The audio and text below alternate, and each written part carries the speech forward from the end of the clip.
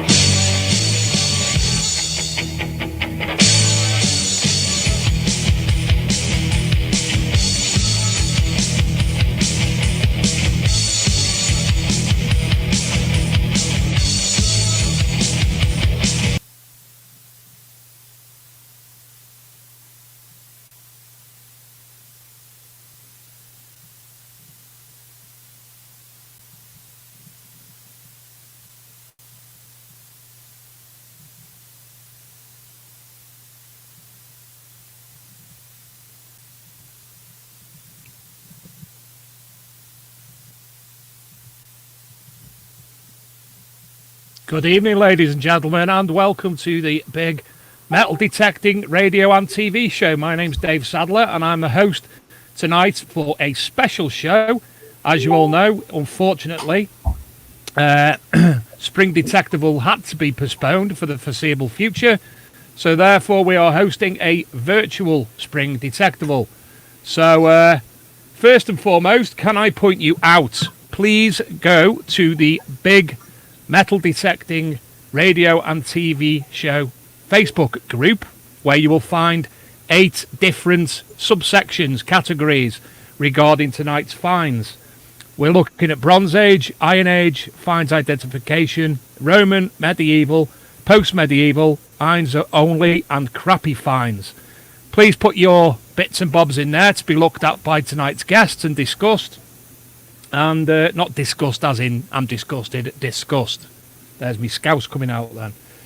We're joined tonight by, in this order, Gary Blackwell, Adam Staples, Julian Evan Hart, Chips, Chips, Gruzginski, Dilek Gonule, Dan Spencer, Paul Otter, and Annie Biard.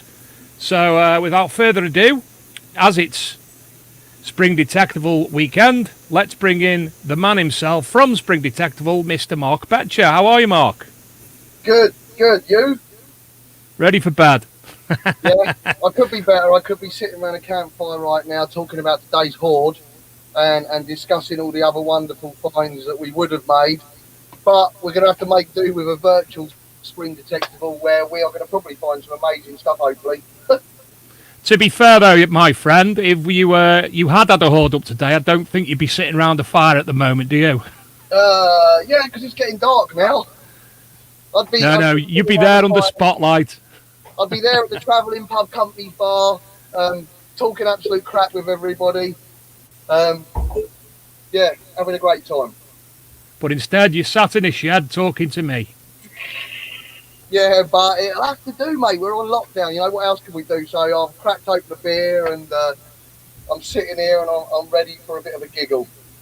So not only yourself cracking open a beer, I'm on water, but hey, everyone, why not crack open a beer if you're old enough and join in? Make it like you're there. Make sure you ask for a pet adult permission. Yeah, responsible adults' permission. Yeah. There's me out of the proceedings. Yeah, irresponsible adults are no good. So otherwise, how are you? Yeah. Keeping the family busy, keeping myself busy. Well, trying to keep myself busy. Boredom set in a little bit. But yeah, well, you know, what can we do? Been sticking my head in some books, feeling sorry for myself. Spending far too much time on Facebook and God knows what else. Do you know, it actually come to the point yesterday, I was putting Facebook on. Every time I turned it off, I'd press it again to put it back on again. And yesterday, I just couldn't be arsed, and I've not hardly been on since. Apart from several rants about 5G, that's about it. I know, I've seen them, it's quite funny. I posted something, I don't know, did you see it? It said something like 5G is only dangerous if you sniff it all at once. Look at Pete here. Pete was in a world of his own then. He was looking everywhere. Look at that fly. Look at that fly. Anyway. No, what Hello. I'm doing is trying to improve my lighting by turning all my monitors on, you see. Ah. Okay. How are you, young Mr. Tyrrell? Very well. Well, bored, but very well. How are you? I'm tired and I'm bored and I've lost a stone and a half in a couple of weeks. I'm getting to look like you and Mark very, very, very easily. I think you've got some way to go before you're as streamlined as Mark and I, for sure. But I'll second that. And also, for starting the show, we also have that young Mr. Gary Blackwell from XP. How are you, Gary? I'm very good, Dave. Thank you very much. I've got a couple of stone you can have if you need them. Honestly, I'm sure I'm fine trying to get rid. Yeah. I might fit in my car bed better at Detectival if I do lose a few more stone. Yeah. Anyway, the gang's all here. So tonight, as I said, ladies and gentlemen, we do have a running order. We're going to be looking at, first and foremost, we're going to be looking at the Bronze Age finds, which I'll be bringing up in a moment. So anybody have anything else to add before we start looking at things? That'd be great. Don't all speak at once. I've got some. I'm just here for the eye candy, Dave. Oh, that'll be Gary then. Or the dog. Oh, you've got the dog. That's the dog. My dog. I've got some treats here, and it's dribbled on the carpet. There's a big wet patch on my carpet which has been dribbling. I can do dogs, but they're just really flipping annoying. So, ladies and gentlemen, thank you for all watching this evening. This is a completely TV version tonight because the amount of internet energy which we would have needed wouldn't have allowed us to do the other. Plus, bringing people in on Skype would have been a bit of a nightmare too, considering what else we've got to do. So, I'm going to share the screen, and if I can find... People stop inbox messaging me because they keep popping up. And we're looking for the first, which are the Bronze Age finds, which is obviously the one at the very end. Now, we have 13 different images which have been sent in, so we'll go through them and we'll discuss them. So what I do now, gents, I'll share the screen. Luke will accept, and then you'll be able to have a look and have a chat amongst yourselves, and we can decide... Not me, because I got a clue. You can decide between yourselves which is number one find. The anticipation. I'm trying to find it. To everybody saying hello, by the way. I'm not going mad. Go woohoo! So there's the first one. Can we all see that? Got mud on it. Yeah. This is from Jason Jones. Now I presume it's some form of sword, short sword, maybe. A dirk. It's hard to get a perspective, isn't it? It is, yeah. Jason, have How you got big a is it? clean photograph? next to a scale. Oh, he's got some more images. Oh, look, come on, Dave. Oh, it's looking more Durkee like now, isn't it?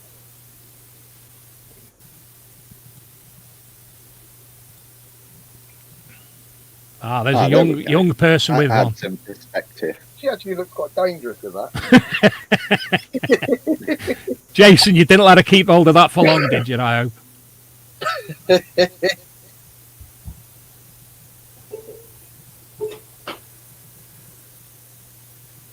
Cracking little fight. Yeah, so it's quite a size, isn't it? Yeah. Either that or she's really small. Very tiny borrower child. Yeah. Did she cut the cable on the mine lab is the question.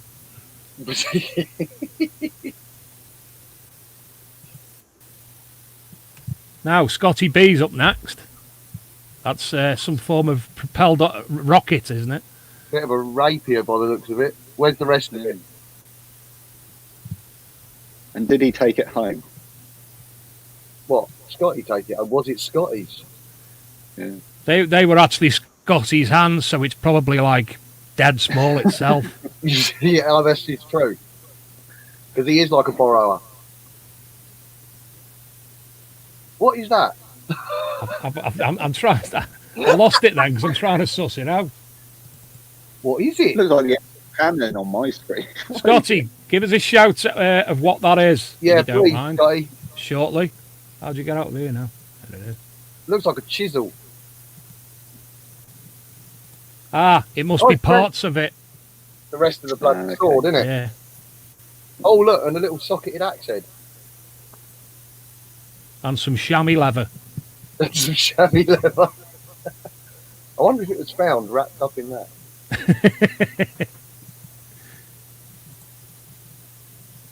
Oh, more. So it's definitely was found with Terence here. He found axe head, the handle and part of a blade. He found a bigger piece was a day of experience it was. Nice. I should have done that in Geordie then, really, shouldn't I? Yes, Made it you more should have authentic. done it. It would have sounded better.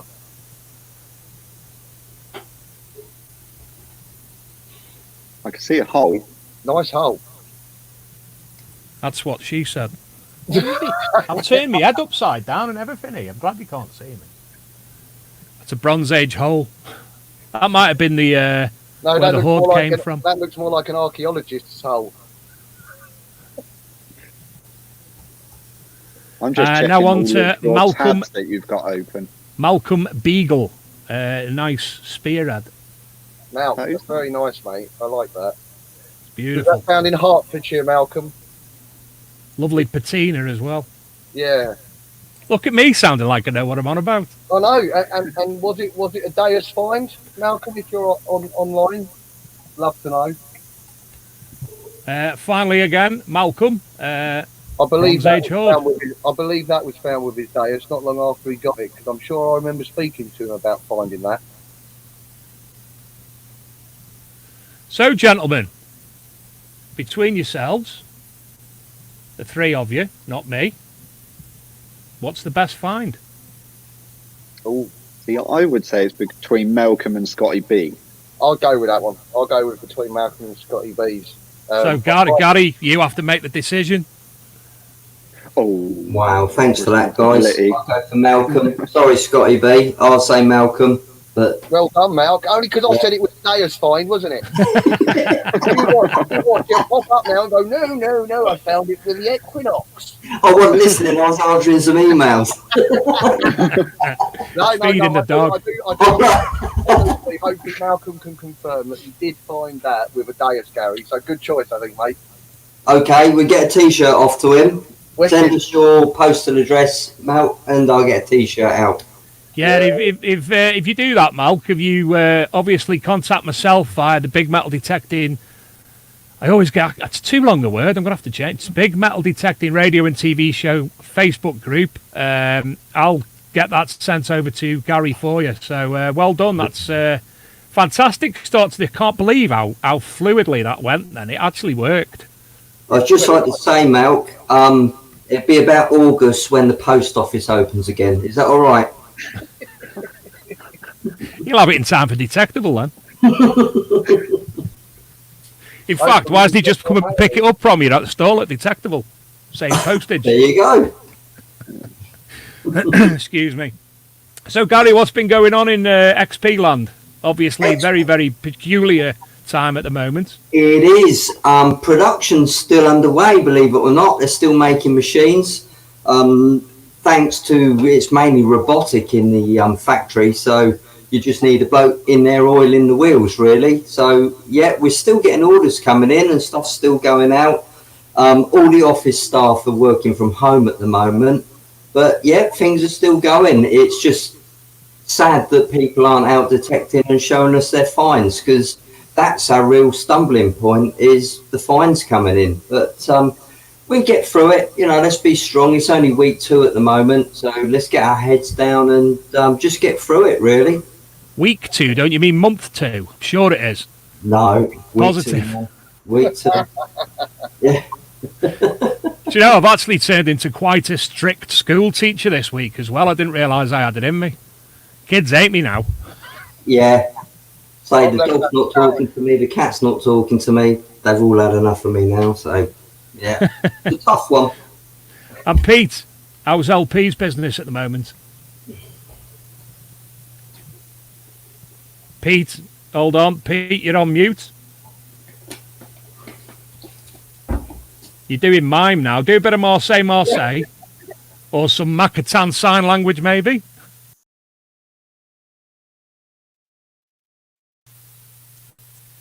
Oh. That all went a bit peculiar. Here he is. He's back. Yes, can hear you now. Okay. Cool. So, yeah, the last 2 weeks have been weird. I mean, as a business, we're quite fortunate. People that have detected for a long time will remember the foot and mouth issues that we had, 2001. So we've always, as a business, always had a contingency just in case that hit again. But this is, well, it was kind of overnight. We had to change our whole business. So everyone relocated to home working, which is obviously quite a challenge when you're shipping stuff out from a warehouse. All of our stock's now in a different location to make it easier to get to, because our work premises isn't particularly close to where we all live. But in terms of orders, we've still got orders coming through. We've obviously seen a dip. People that can't go out detecting, don't break their machine, aren't treating themselves to think. But it's just really weird. I keep talking to my friends and we're trying to figure out what this is like. And it's kind of that bit in between Christmas and New Year with more virus, more toilet roll and less food. And that's it, really. I'm just bored. I'm calling the dog Ash because I've got no one to talk to because I live on my own. So it's all right for you lot. You've got family. I'm just sat around the Todd all day talking to the dog and the cats. I keep phoning Ash all day. He says, "Oh, what's up? What's up?" But no, nothing. I'm just bored. Thought I'd say hello. Pete, yeah, you could give me a ring if you're really bored. No problem. I won't listen, but you can ring me. Yeah, cheers, mate. I'm not that bored, though. Yeah, so, no, it's been a challenge, but I think we've got through it. And like I say, with a foot and mouth, I think a lot of the other dealers in the UK as well would have experienced that. So, yeah, I think that actually hit the hobby harder than this because I appreciate all of the wording is do not go out to tech, but I don't know how stringent that is at the minute. But foot and mouth was an absolute close down. You could not stand on a farmer's field. So in terms of detecting, this is slightly different. But in terms of effect to a small business, I'm sure Mark will back me up here. When you run your own business, it's not just my income, it's all my staff's income as well. And overnight, that was put at risk. So, yeah, it's been a challenge. I know it's hit Mark quite hard as well with, obviously, outdoor events. You can't do them. So, yeah, it's tricky. Farmers are saying, no, don't come on our fields. They've even stopped a few members of the public closed off footpaths with basically signs that say this. But Mark, I think that's a sensible thing for the farmers because essentially if a lot of landowners, farmers, as you know, would be family owned. So family owned farms. And if one person comes down with it on that farm, it will spread through the family, and then it's not just their livelihood, it's their whole being could go just like that in the flash of an eye, and it's really bad. It's like one of them I spoke to said this time of year getting something like coronavirus would completely screw him over, because it's lambing. They've got any chance of planting anything that they have. There's a very small window left, so he said he can't afford to be out of action, and he hasn't exactly got a big family. And there's a few of them like that have just said, as I said, they've just gone like this to anybody, just go away. Yeah, and I think this is what people need to think about because obviously we've all got a lot of time on our hands to spend more time than usual on Facebook at the minute, and Facebook's not my biggest friend. I'm not a huge fan of it, but I have been keeping an eye, and some of the people on there that just can't get through their head just to understand kind of ramifications, because black and white, I completely understand. If at the end of your back garden you've got a 20-acre field, I understand the mindset of what's the issue. I don't get it, but it's the bigger picture. That farm is growing crops that's going to feed you. It's got livestock on that's going to feed you. It's got their whole income stream on it. But also, what happens if you dig up a hoard and a team of archaeologists need to come out to extract it? What happens? And I know these are all big what ifs, and you can't run your life on what ifs, but if you were to fall down, twist your ankle, break your ankle, and that's NHS manpower that's being taken away from what they really should be focused on. So just have a think. I'm not telling people what to do.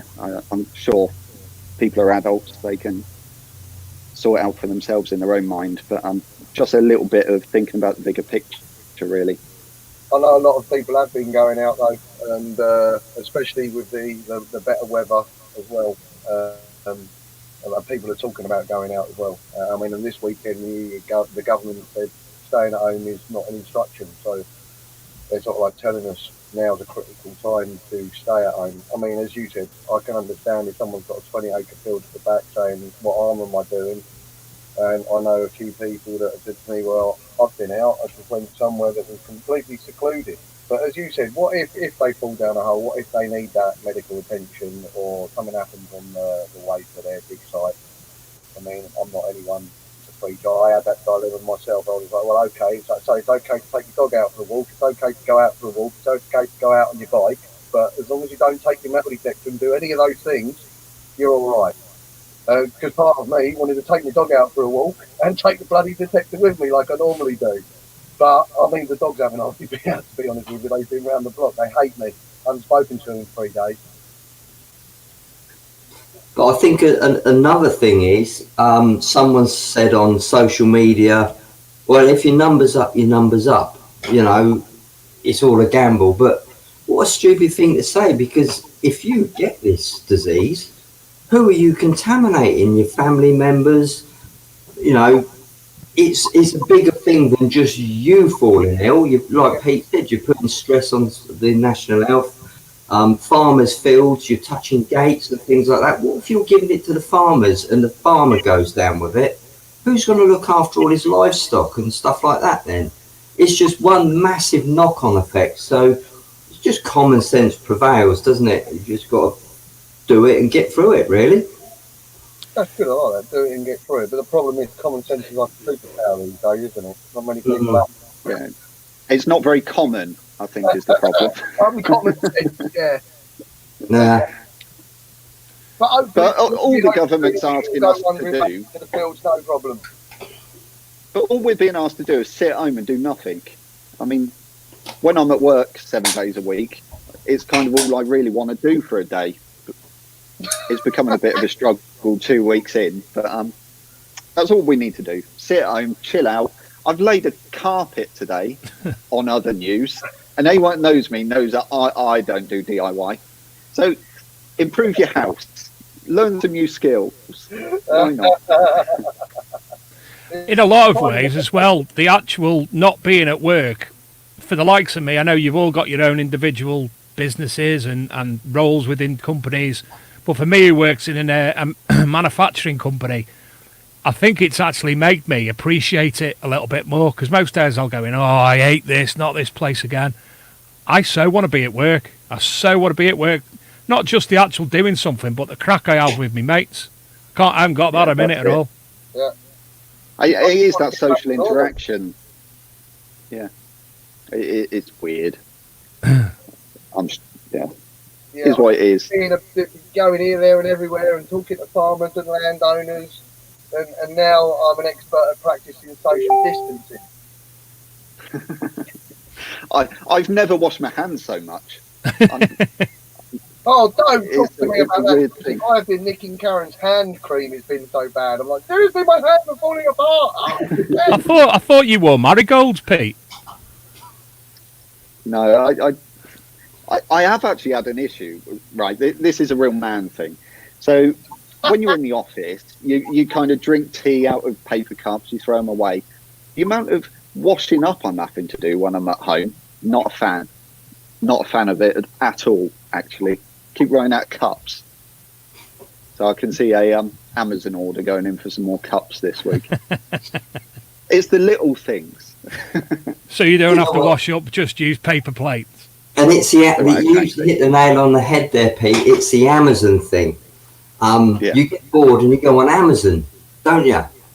I mean, last week I bought a case for a GoPro 8.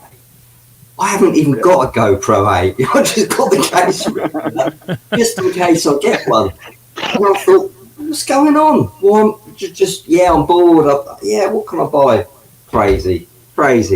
Well, last week I did exactly that, Gaz. I went on Amazon, and you get carried away on Amazon, don't you, with all the suggestions? Yeah, I'll have that.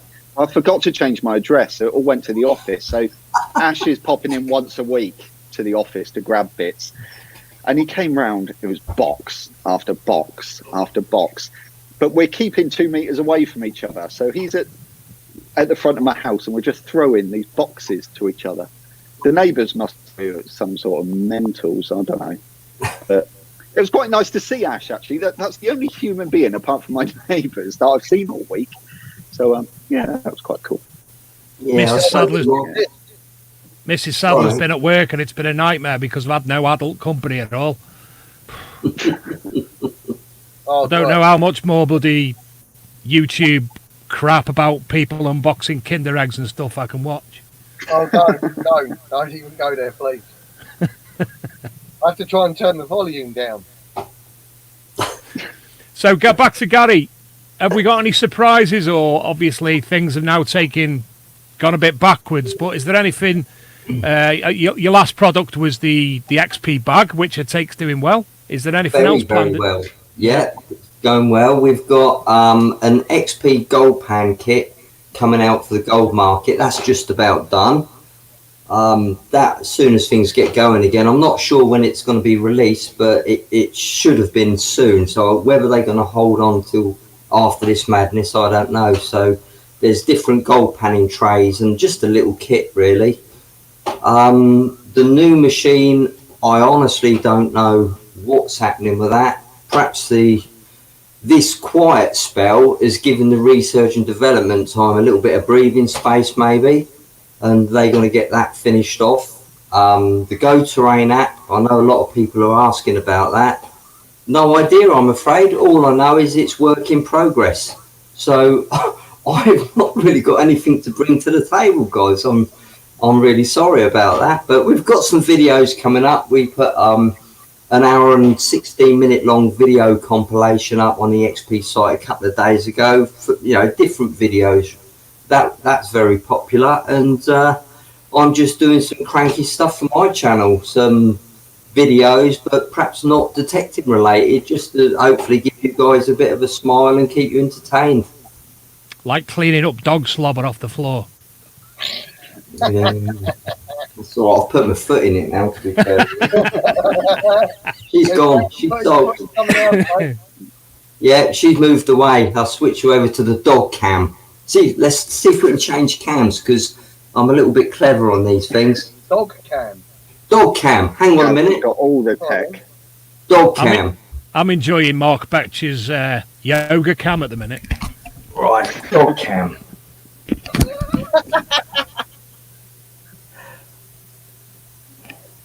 has Gaz broke himself? Dog cam. There it is.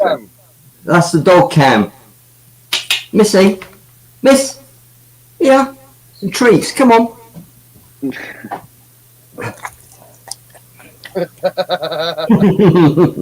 The size of that tree tree did not suit the size of the dog, by the way. Yeah, but there's a reason for that, Pete. There's a reason for that. Hang on a minute. Let me switch to the other cam. Right. Okay. I've been doing some training with her. I've got another screen. I've been doing some training with her, Dave, Pete, Mark. Finding hammered silver coins in the garden, sniffing them out. So every time she finds it, I've been giving her a treat, and I'm thinking I've gone for a bag of treats already. So I've had to cut them in half, and now I've cut them into quarters. But I know Luke's got a little video of me doing some exercises with her in the garden, just trying to find these hammered coins, and she's doing all right actually. She's coming along quite well. So when we're out detecting, I don't think I need a machine, just a little spade. I think that'd be fine. Misty the silver sniffer. That's it. Yeah. And she's not even a golden retriever. Can you imagine if you were a golden retriever? My retrievers never retrieved anything, Mark. Yeah, well, you didn't train them, did you? I was going to take them back because they didn't do what they said on the label. We used to have an old English sheepdog, but we had to send that back. It couldn't paint. I'll be here all week. Very good. I can see a new collaboration here, Gaz. I could sell dogs, and then we could do like a Gaz skill school where you could train them to find all the hammered, and it'd be a nice little side business. Gaz, Barbara, what was her name? Barbara Woodhouse. Barbara Woodhouse, yeah. Gaz, yeah. Barbara Woodhouse, Blackwell. That'd be good. Money for old rope, mate. Money for old rope. We'll be coining it in, Pete. Coining it in. Yeah. Well, we should have our next guest in the back. Luke will be bringing him in. Here he is. It's Adam Staples. Evening, Adam. Evening, guys. Yeah, someone that knows hammer coins. I know about training dogs as well. and dog pillows. But does Brighton find hammered coins? No, you find stones. That's all. Well, you need to retrain him. Find hammered silver. I tried him with a gold stater once, and he ran off with it, and it took like 15 minutes to get it out of his mouth. Give up on that. Won't be doing that again. No. So you can't use gold because gold is like a pure metal, so it won't give off any sort of smells. But silver, you know what it's like if you put silver in amongst aluminium foil, it gives off that eggy smell. But surely that only applies to gold, right? If it's in its natural form, because most fine gold has something maybe 40% gold, copper and silver mixed in. He sniffed it out, no problem. But yeah, he ran off with it. Very expensive taste, that dog. Get your dog on the gold, Gary. Yeah, I'll have to borrow some of your gold, Adam, just to do some tests with. What does that sound like? A good idea? How much of it do you want, Gary? I need to melt it down into a big, like, nugget size, yeah? Yeah. I'll send you Titan. You can have a go at training him because, wow, I can't do anything with it. Just to let viewers know, sadly, the amount of comments that are coming through, absolutely phenomenal. Thank you very, very much for participating. But because of the amount coming through and because of the amount of people we've got on the show tonight, we've had to disable them because basically it'll crash the broadcast. So as you've seen before, it crashed a little bit. We all moved places, so that's why. Right, Adam, you found a little bit of a hoard last year or the year before, was it? Yeah, last January. Yeah, the Chew Valley hoard. It was me and 6 other people. We were out for a day. Just one of them had got an Equinox first. Well, he'd had it a few days, but he'd been bugging me every day on the phone. So I said, I'll come down, we'll have a day out. And he sorted some permission out. And we went down, detected him, and just stumbled across a massive hoard. And how many coins were in the hoard? There was 2,582 at the latest count. And they're all pennies and cut half pennies of William the Conqueror and Harold Godwinson. They all date from 1066 through to 1068. Fascinating. I mean, we've all seen the photographs and read the news report, but it's something you have to actually be privy to or to find yourself to appreciate. Sadly, I've not. You can't imagine it. You can't imagine how, it goes from one rare coin to 10 rare coins, and then some extremely rare coins, and then 100, 300, 500, until you've got no idea how many there are. Wow. Yeah. And that's all in the hands of the experts still, I take it. Yeah, at the moment, the British Museum's had them since 3 days after we found them. We delivered them to the British Museum. They let us drive through the gates, enter across the courtyard, private parking, behind the scenes. Really good experience. And then the report's been done. The press conference was in August, and all details were released. The report was sent to the coroner. And now we're waiting for a coroner's inquest to decide whether it's treasure or not. Which it probably will be. Yeah, there's a museum interest in it. The coins are over 300 years old. They're more than 10% precious metal, so they will be declared treasure. And then after that, they can start the valuation process. And you're also, your job, your role, you work alongside Mark at Hanson's, if I'm correct. Yeah, the historical department, coins and antiquities. Yeah, I work there. Unfortunately, the auction house is shut down at the moment.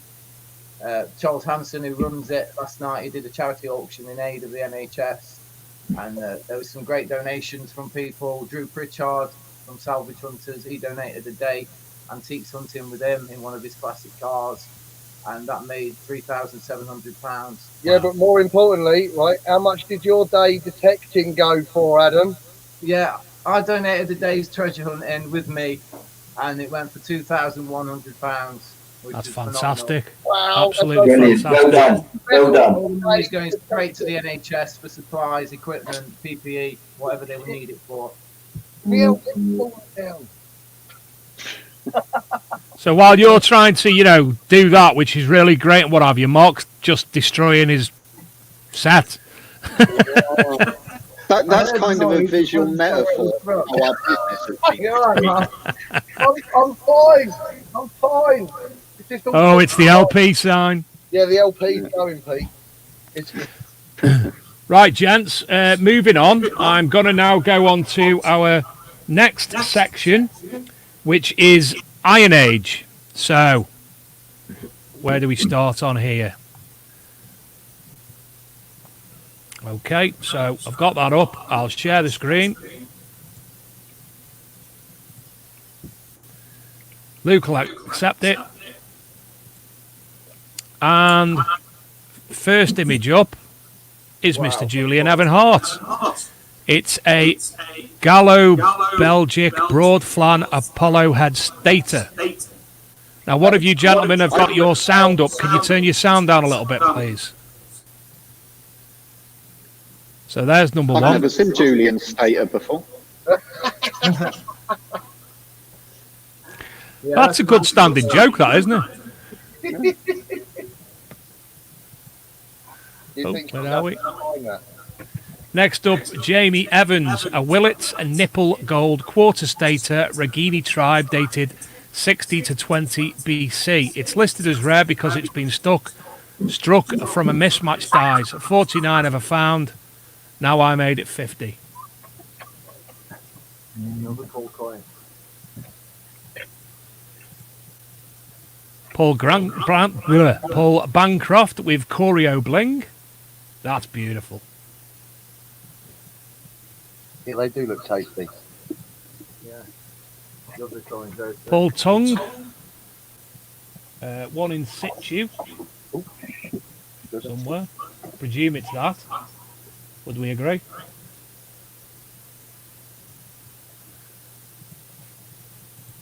Better.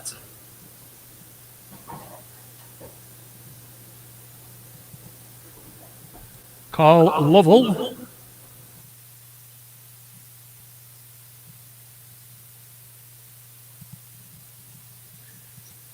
George Foster with a belt fastener from his Christmas dig.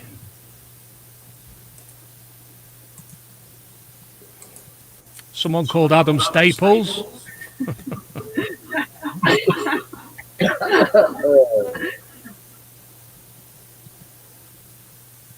And again. Oh, sorry, my mic was off.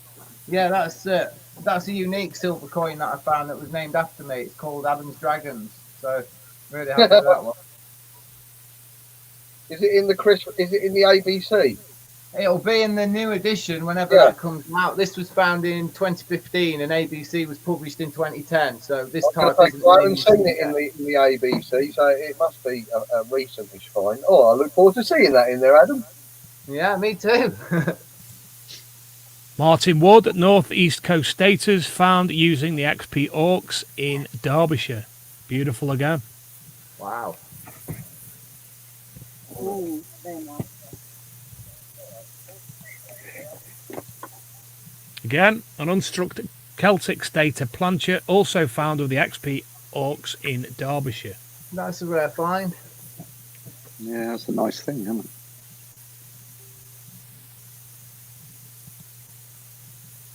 Gary Neighbour, a large Iron Age Terret ring. Oh, that's nice, Gary. Yeah, that's really unusual. Almost looks like a crown on top of it. Yeah, doesn't it? Yeah. I've never That's seen a big one old that size size. as well, isn't it? 1, 2, 3, 4, 5, 6, 7. I didn't realise it was that. That's around You can't do it. Well, you can do it. 1, 2, 3, 4, 5, 6. I'll About 6 centimetres, that. Next up, Martin Beagle again. Malcolm! Sorry, Malcolm. I didn't even look at the name then, to be honest. Sorry, Malcolm. That's Knoblin. A what, sorry? Knoblin bronze, King Knoblin of the Cat of Valorni. That one's called a Victory Bull Sacrifice. And on the this one's not. I think this one's Ada Damaros. Same tribe. Yeah. Jason Jones.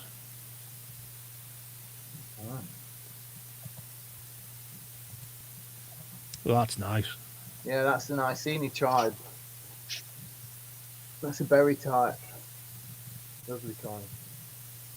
Phil Harvey. Yeah, I love that one. Mm. I wonder why. Is that off your digs, Mark? Yeah, he found it in Oxfordshire. 6 horses. I thought that's your area. Yeah. Yeah, it's lovely. The Celts really did like their horses, didn't they? Oh yeah. It's the thing now, so Another horse related. Carol Butler, she asked, is it late Iron Age or Roman? Late Iron Age, Lips Terret. Sort of 50 BC, 50 AD. Fantastic. So, oh no, got some more. Some Dan Spencer fellow. Look at him getting his face on it. Oh, look, that's another nice one. Yeah. So, gentlemen, given all of them images, all the finds, what is the best one? I don't know, there was a couple of staters there. Adam's one. Really nice. hiya. That's improved the gravitas of the stream having carried on. Have you changed your camera, Mark? All of a sudden, the picture's much, much better. I'm just going to get changed for the weekend. Hang on. Hello, Karen. Hi everyone. Hi, Karen. I'm adding some of the emails because some of our members aren't on Facebook. So that last one from Carol, that was through the email, and also I'm going to do some shout outs in a minute. You can certainly help yourself. So, gentlemen, which was the best coin or the best Iron Age find? Sorry, I'm going to say the Terret ring just because it's unusual. Yeah, Gary's turret ring was unusual. As Adam said, it looked like it had a crown sitting on top. Yeah, I've never seen one like that. My favourite out of those is Julian Stater. It's a beautiful coin. It's a good example of the type. But I think we should disqualify Julian because, you know. Just because he goes on about it all the time. And so for me, those two choreo staters together, Paul's coin. Yeah, they were tasty. Yeah, I'll probably second that motion. For me, it'd be Paul Bancroft's coin. Yeah. Yeah. I'm just going Oh, back mate. to that so I can. I've got you, the choreo bling. So the winner of that category was Paul Bancroft with the choreo bling. How's that? Well done, Paul. So I'm just writing that down so we can refer to it later. Can I just check? Are we? I'll join in with you, Adam. Just me. And mate. Yeah, just you two. It's a Oh, no, picture go thing. for water. Cheers, Oh, Gary. yay. Yay.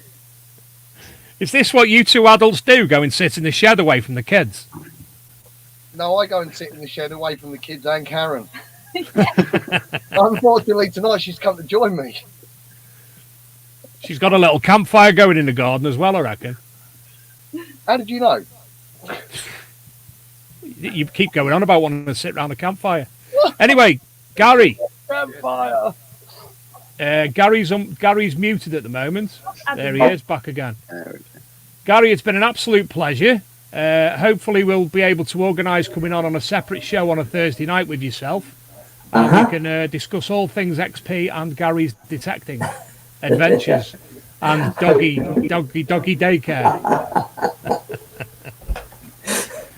Thank you. Right, guys. Thank you so much for coming on. Thank you for inviting me. Have a great show. Bye, Cheers, guys. Gary. Cheers. Stay in touch. Bye. Take care. Bye. Bye. So we're losing Gary, but we're going to be bringing on momentarily Mr. Julian Evan Hart of Treasure Hunting Magazine. But first, Karen wants to do some name dropping. I do. So, first of all, I just want to say thank you to the Metal Detectives members who are sending through their emails with images who can't get onto Facebook. So, I'm going to continue uploading those to the categories that are left. And also, obviously, if we've been running Detectival this weekend, we would have had a lot of people to help us who I just wanted to give a shout out to say thank you.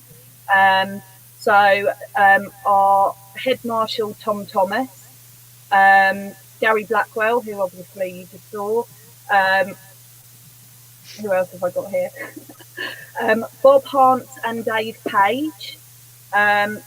Andy and Carol Hardy, they wouldn't have been able to make this weekend, actually, but they help out a lot with the Rodney Cook Memorial Rally, and we fully support that with Gary Cook. So, hi guys, and thank you as always. Yeah, love you guys, love you guys. Michael Delange, John Challenor, Dale Hall, Cole Lovell, Heather Harwood, Nick Reynolds, Brian Flack, Tom Clark, Gavin Tuvey, Kevin Nash, Dave Philly, Paul Mason, Neil O'Kelly, Malcolm Andrews and Glenda. They do our first aid. Again, they wouldn't have actually been able to make this weekend. They run the Dorset and past West and I just wanted to, what he said, just wanted to say thank you to you guys because you're a massive support for the first aid for us. Also, Nick Reynolds, Paul Chambers, Steve Smith, they're our gate boys who always help everyone when you come into the event. So it's always those guys that you see on the gate. Bill Burley and Jazz Burley, those guys help set you up with the camping and they're fantastic. And yeah, the fines recording as well, very important part of the event. James Willoughby, Mike Potter, Jock Murray, Kevin Denley, Justin Critchlow, Gary Andrews, Mark Chapman, Gordon Greedus, I am not almost at the end, Brian Mallin, George and Sue Foster, who are amazingly helpful and help run our Facebook pages and also sell a lot of the raffle tickets for the charity. So thank you guys. Colin Alexander, Dean Robinson, Stephen Hook, Darren Greenway, Daniel Waite, Jeremy Screen, Mark Hampton, and thank you massively to Lisa Borgill, who is our head check-in tent. She is the gorgeous lady that you always see at the check-in tent, booking all you guys and girls in. So a massive thank you to her.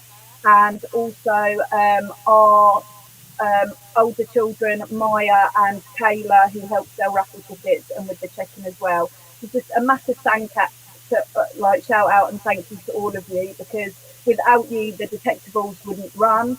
Obviously it's not running this weekend anyway, but in future we will be back again. We will be doing these events and all you guys and girls will hopefully be there helping us. So thank you so much, everybody. I'm having a drink for you all now. Thank you, Karen. It's now 11 o'clock, so we have to go, by the way. Sorry. Yes. Sorry. Oh, no, I'm only being daft. Yes, that was fantastic. So, yeah, from ourselves as well, thank you to those, because obviously when we've been at Detectival the past 2 years, everything's gone swimmingly. We've been treated so nice by everyone, so much appreciated. Well, have we got Julian about yet? Look, oh, here he is. Here he is. How are you, Julian? All right, guys. Hello, Just like to Julian. say good evening to everyone there. Are you well? Yeah, not too bad, mate. Not too bad. How's lockdown for Reinforced with a bit of yourself? red wine. And why not? Keeps your heart solid. I can't have it. I get too drunk too quick on red wine. How's lockdown? Yeah, I'm there, guys. I'm here. How's your lockdown? I'm getting about a million voices coming into me at once, guys. But yeah, no, surviving. Good. And Lisa's all right? Yeah, no, she's absolutely fine. Yeah, she's Brilliant. Yeah, you and me both. So, listeners, by the way, obviously all the fines that are appearing on the big metal detecting radio and TV show Facebook group, you might be contacted by Julian, you might be contacted by Dan Spencer from Searcher, or ourselves to see if we'd be able to include the article regarding the fines in each individual bit of press, if that's okay with yourselves. So, Julian, just crack on when you've got time tomorrow, and well, when you've got time for the rest of the next couple of weeks, and ask people what and get some content.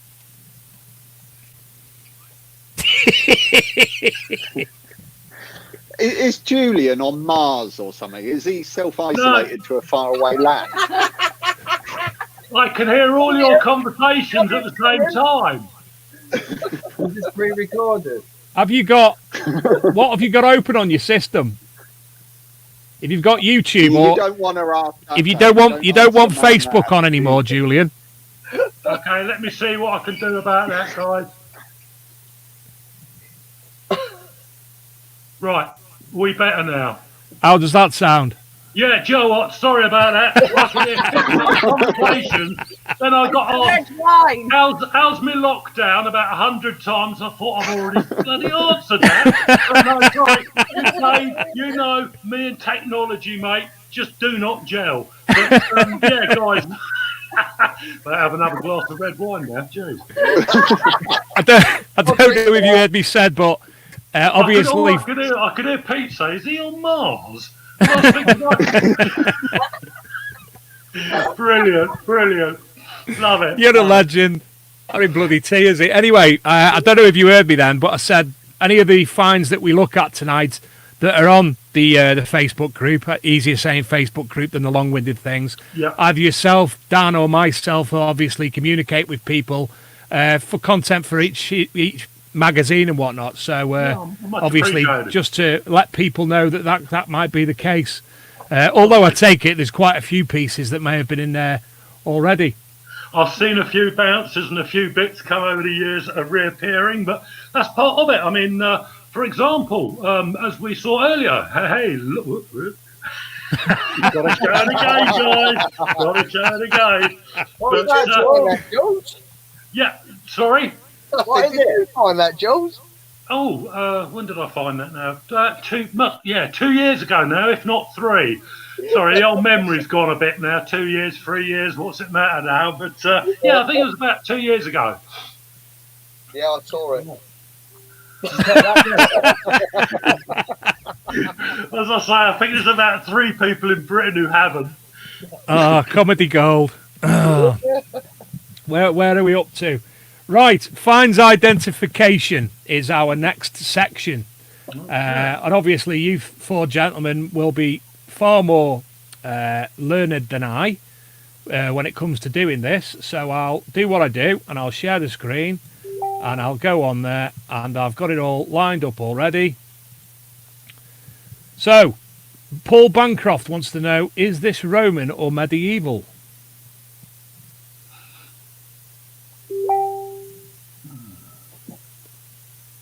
It's older than medieval. Yeah. Lentoid eyes. Come on, Alex, what's your thoughts, mate? You seen anything like it?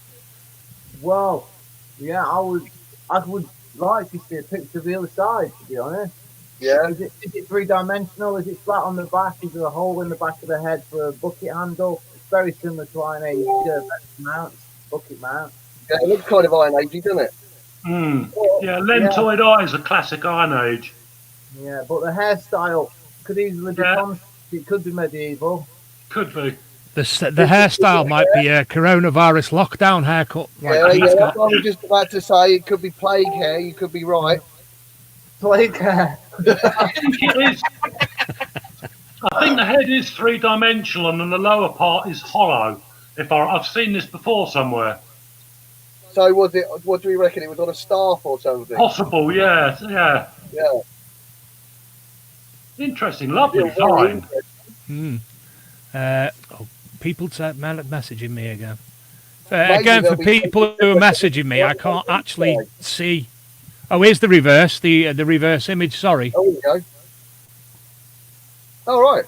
So that top of it actually looks like a flat hat.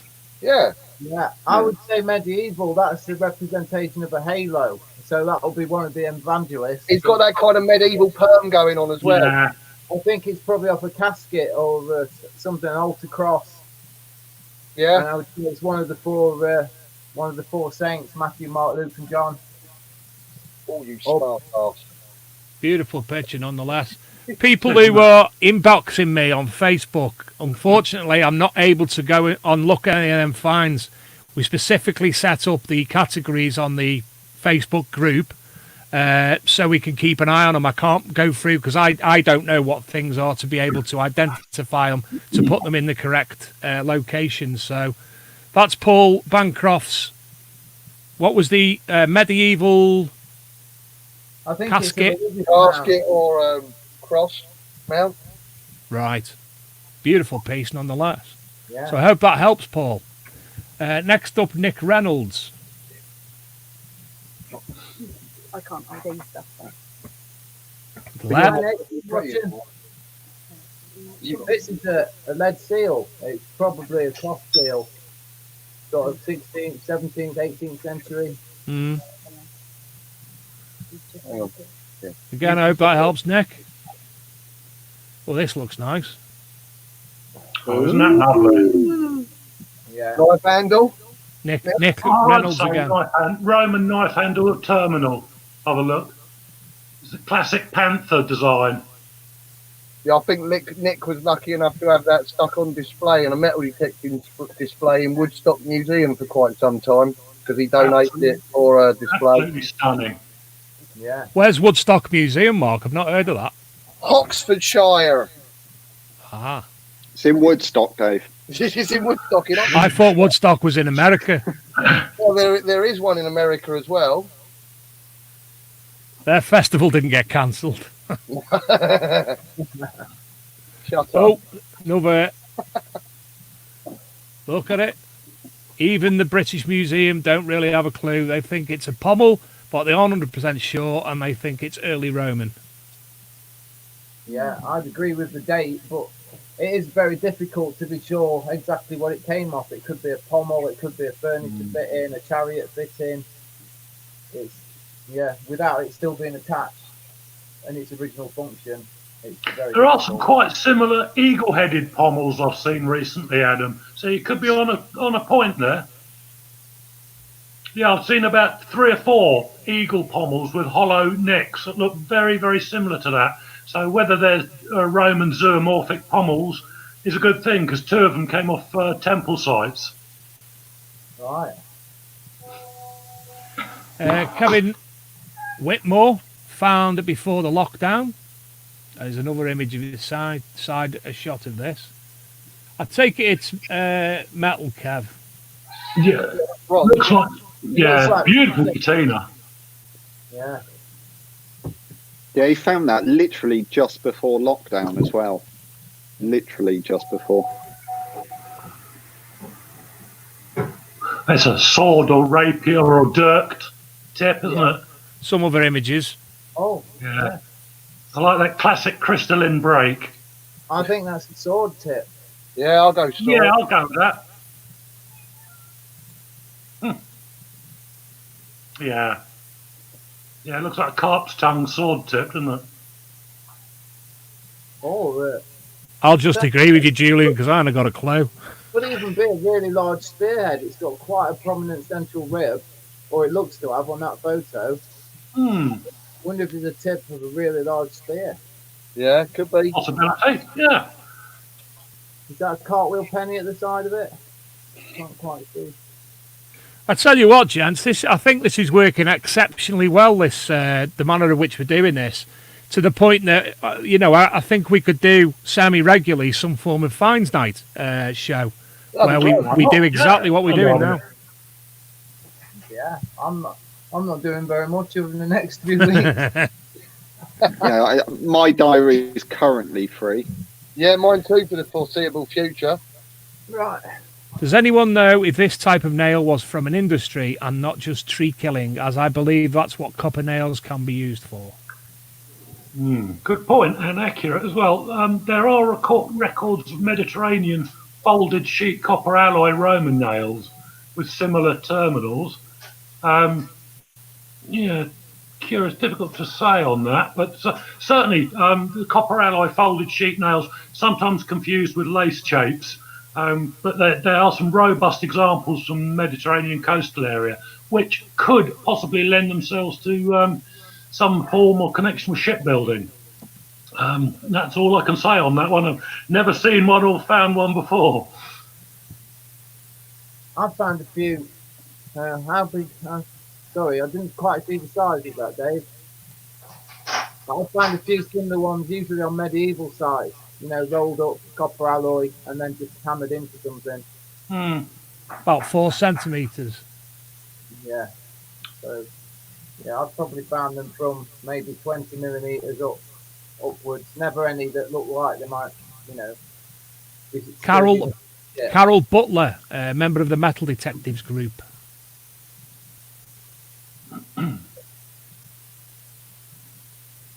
Is it a form of buckle?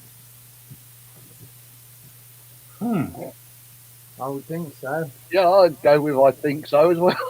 Yeah, me too. Definitely Georgian, I would say. Yeah, they're a very similar style to shoe buckles, the terminals on each side.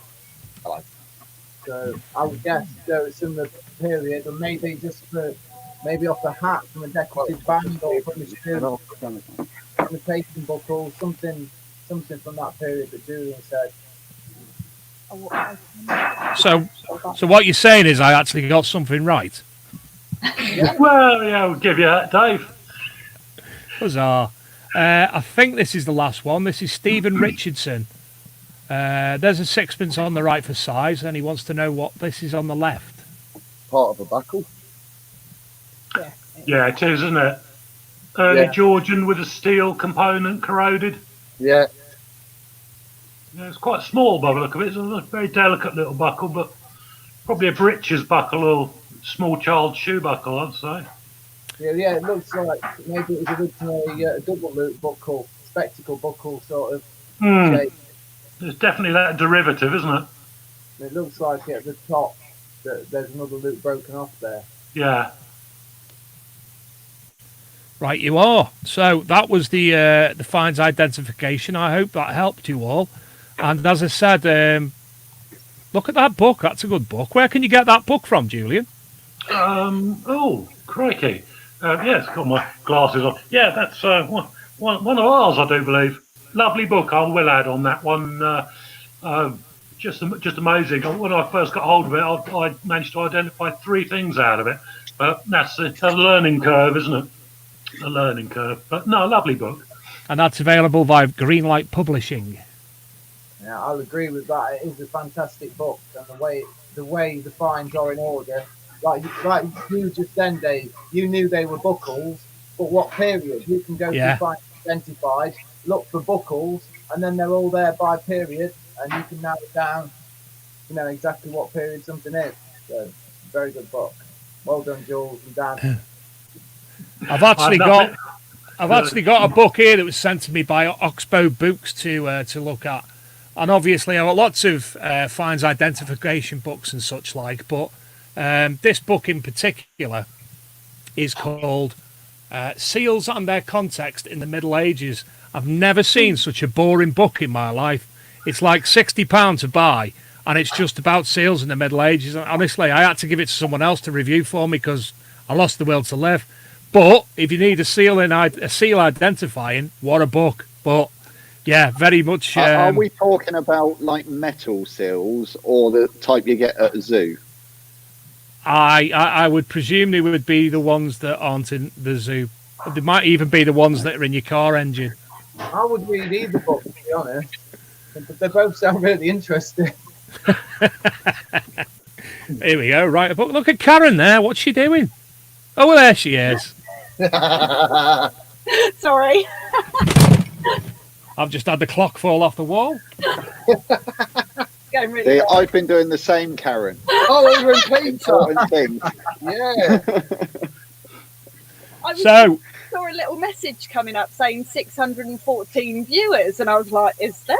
I was just having a little look. Yeah, Luke will get all the statistics via the what he's got in the background. So 14 viewers. So sadly, we're going to have to let Adam depart now, and hopefully he's going to carry on watching because we're going to be having another guest coming on shortly. Cheers, Adam. Adam, it's been a pleasure, and again, I hope you will take into consideration coming on the show in the future on a Thursday night. It'd be lovely to chat with you in depth about everything, really. Yeah, well, give me a shout. We'll see if we can sort something out. And thanks for having me on. Nice to see you guys, and I'm going to be watching the rest of the night. So, yeah, good luck. You can take the coat off now as well and stop looking cool. I know it's going to get a bit too warm in there. I've had no eating on in the house for the last 3 weeks. I'm stocked up with stuff. I'm not even going shopping. I'm going shopping maybe once a fortnight. And yeah, stay safe. I've got loads of things to catch up on. I've got hours and hours of unedited video footage from the last few years. So I'm just going to be putting my effort into that and try and keep people entertained. Well, stay safe, stay well. And as I say, it's been an absolute pleasure to have you on tonight. So good night, Adam. Take care. Adam. See you later, Adam. So let me just have a look at the running order. So next up in first and foremost, our next guest should be in the background, and Luke will introduce him. And I'm going to have to ask him to pronounce his last name properly for me because I'm not good, as we know, with foreign names. Chips Gruzinski. I hope that's right. Hi, perfect. Chips. That's perfect. Take care. Really? Really? God. You wouldn't believe how happy I am with that because I'm well known for not being able to say people's names. Hey, you did well. Just try to spell it. That's the problem. I've actually got it spelled exactly right on my paperwork here. So, Chips, introduce yourself. Obviously, we've not met before. Tell us a bit about yourself. And my eyebrows need trimming. Yeah, I'm a kind of a big nerd when it comes to stuff like this and coins. So I've been doing this for about 18, 20 years. And Mark and Karen, I help them out routinely, and several other groups. If someone needs something identified, I'm kind of into Roman coinage, Greek, Celtic, all that stuff. That's pretty much. There's nothing else really interesting about me. So, do you live in the US or are you in the UK, Chips? Yeah, I'm in the U.S. You can tell probably by my accent. So yeah, I'm in Florida right now. We're all on lockdown. Fun stuff. Whereabouts in Florida? Because it's actually one place I've been in America. It's Central Florida, just north of Disney. All right. I stayed at Kissimmee when I went. Yeah. So. Yeah. Anyway, nice to have you on. It's a pleasure to meet you. You obviously metal detect in America as well. I don't have a detector. I don't know the first thing about them. Really? Nope. I have to buy all my stuff. You know, I buy all my things. I am very jealous of y'all being able to find stuff like that over there, and I've yet to be able to go over there. Just amazing, the stuff. How many times we've said, "Come on, you and Kaylee, you need to come over." Yeah, you and Kaylee, she's sorted, man. Over you come. Yeah. Thanks.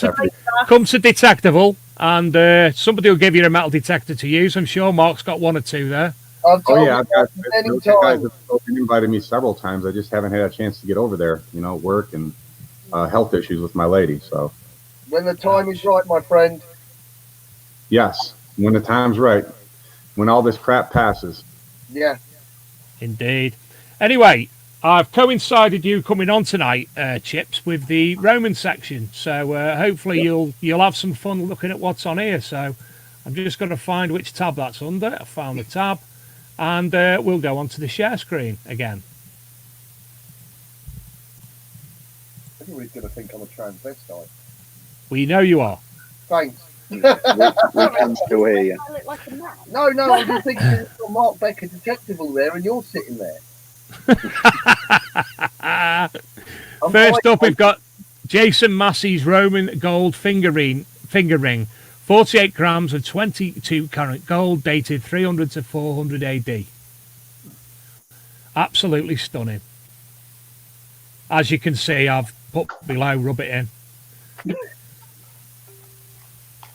So, obviously, you chaps are more learned than I. We've got horse and chariot. Does that chap on the chariot there look like he's got wings? If you bring the pickup... We can't see it. We can't see it, Dave. If you bring the pickup, Dave, that might help, mate. You can't see it. Right. I think we're all familiar with the ring, but bring the pickup for those people that may not be... I do apologise. Let me try again. People probably seen it. Has it come up yet? No. No. It's your pretty face, Dave. Come on, Dave. Well, I'm doing exactly what I've done all night. I'm sharing. I've got it at the bottom saying it's sharing, but for some reason we can't see it. Let's start that again.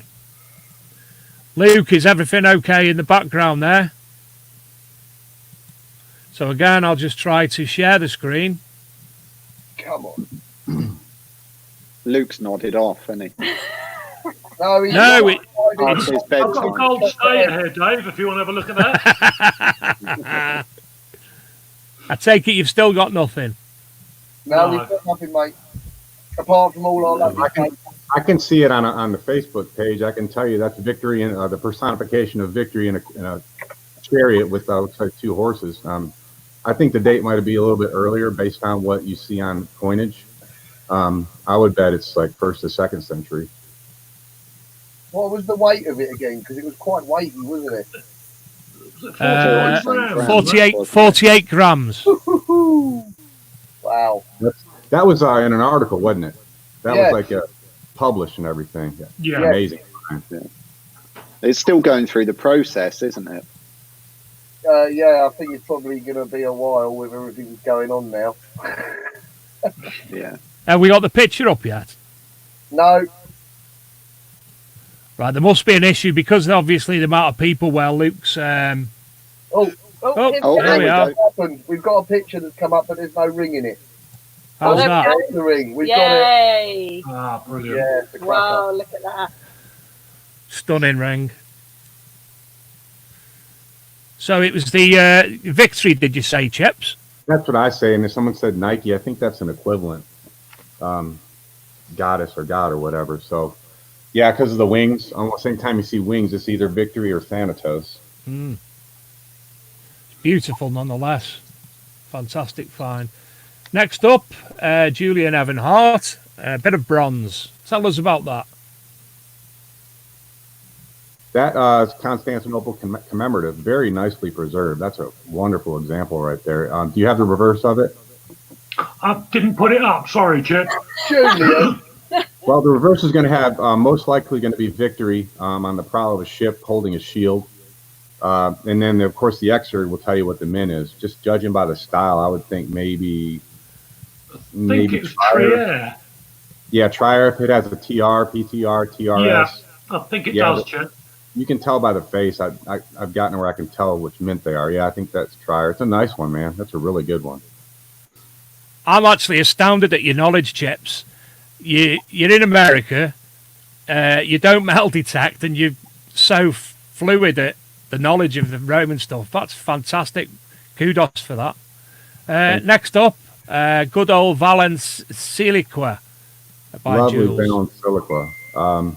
Looks like it might be Constantinople mint, just judging by it. Again, do you have the reverse? It's going to have some type of votive on the reverse. It's not shown, Chip, but you're quite right. It is Constantinople. Yeah. Yeah, that's a nice one. That's kind of a rare mint. Usually his stuff is Antioch is common, so that's a rare one, Julian. Oh, nice one. Thank you, Chip. Rosette Thistle Brooch, again by Mr. Evan Hart. Yep, I'm not very good at the brooches. It's mainly coinage, but that is a nice one. I do think it's Roman. Looks like it's what's the word I'm looking for? Zoomorphic, like a bird or something. You see the tail? Yeah, I think it could well be, but when you look at it close up, it's made of really finely machined sheets, all soldered together. It's difficult to see on the photo, but it really is under, when you look at it under a magnifying glass, a real Roman work of art. Yeah, it is. Has it got the pin intact too? Do you know what? I took that photograph about a year ago, and I don't know. I think it has. Yeah, it's nicely preserved. Jason Jones. That is a very nice Civil War denarius. Going to have SPQR on one side of it. It's minted in Gaul, right about 68, 69 AD. It's very valuable. CNG sold one for, that one looks in a similar shape. It's sold for $300. I personally think that's worth more than that. I take it this is the reverse of that. Yeah, it's the SPQR in a wreath. Those during the Civil War times, striking an anonymous denarius, so you don't see many of them. Oh, he's added some information here. Probably exactly what Chip just said. Yeah. Yeah. It is spot on. Spot on. Because he's good, man. And come again. Yeah, no, he's brilliant. We love it. So I need some help identifying. I've got absolutely no idea what that is. It's a nice brooch. It's a I forget what they're called. It's a smaller one, and they're almost sometimes could be like pins or decorative. That could be Roman. Could even be Celtic. I don't know.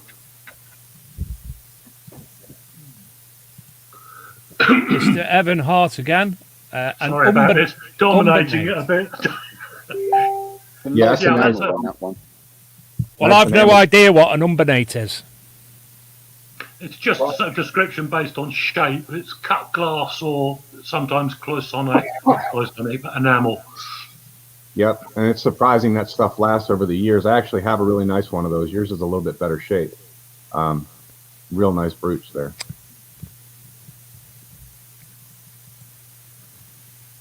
Somebody called Mr. Evan Hart again. Oh, no.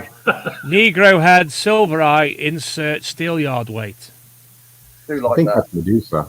Yeah, do you know what? That was made the front cover of the Searcher 20 years ago. Yeah, that's nicely silver inlaid. The silver inlay on the eyes, I'm pretty sure that's Roman. I think it's Medusa, but a friend of mine has a ring that is gold that has silver inlaid eyes, and they think it could be Alexander on it, but it looks almost like this one. I don't have a picture of it handy, or I'd show you, but it's really nice with the silver inlay on it. Yeah, it's cool. Double-headed Antonianus of Gallienus, unique coin now at the British Museum. Yeah, that blows my mind right there. I saw that earlier.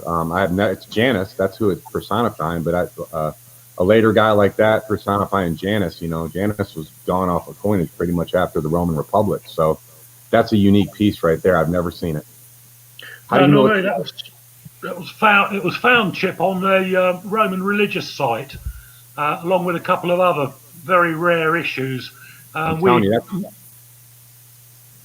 does it have a reverse? I'm really interested to see the reverse. It does. I'm sorry, I didn't put if any of the reverses up. The reverse is a bit quadriga chariot. Yeah, that's a special issue. And then you said Gallienus. It does kind of look like him. Does it have any writing on the reverse? Not that I can remember. It was just purely dominated by 4 horses and a chariot. And is it about the size? 20 millimeter, 25 millimeter? Do you know how big it is?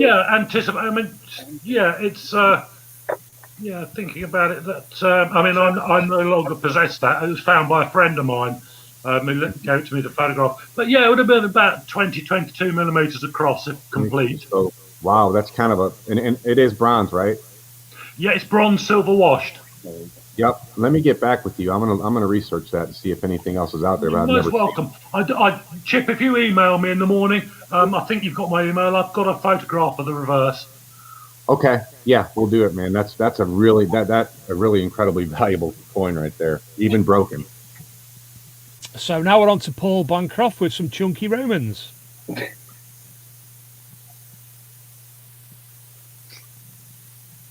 lovely pieces. Julie Argent, a unique 1st, 2nd century Roman bow brooch. That's nice. That's really neat. Sometimes you see how the little pieces sticking up, which are broken. Are there any letters on the face of that?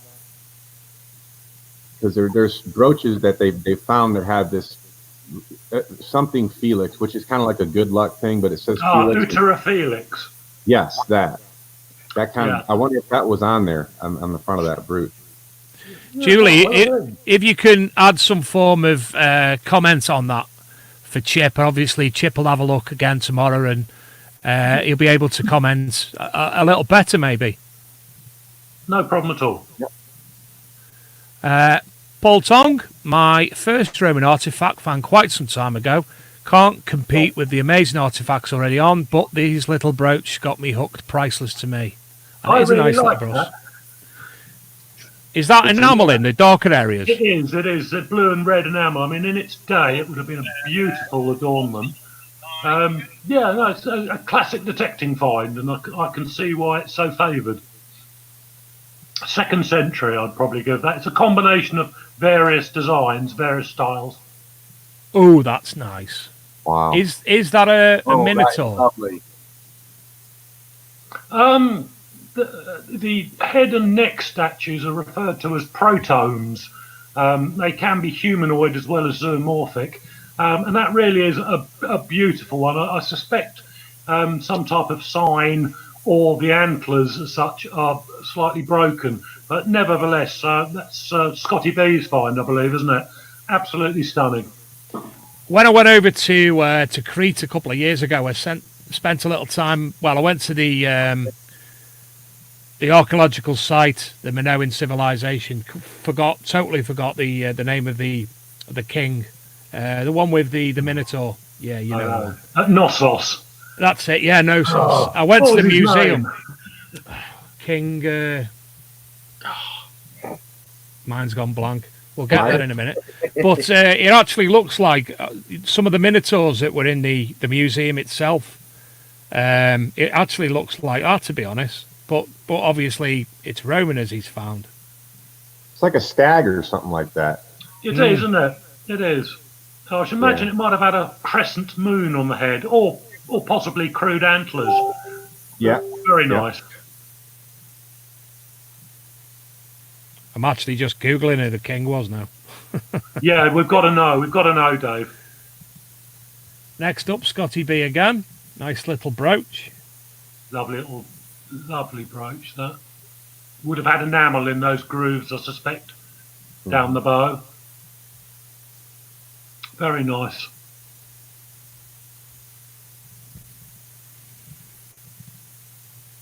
Scotty B again. That's a late Roman AE3. It's going to be, I think, in the front of that. I was looking at either Constans or Constantius II, maybe Constantine II. The standard reverse Gloria Exercitus is what it reads along it. Soldiers flanking standards.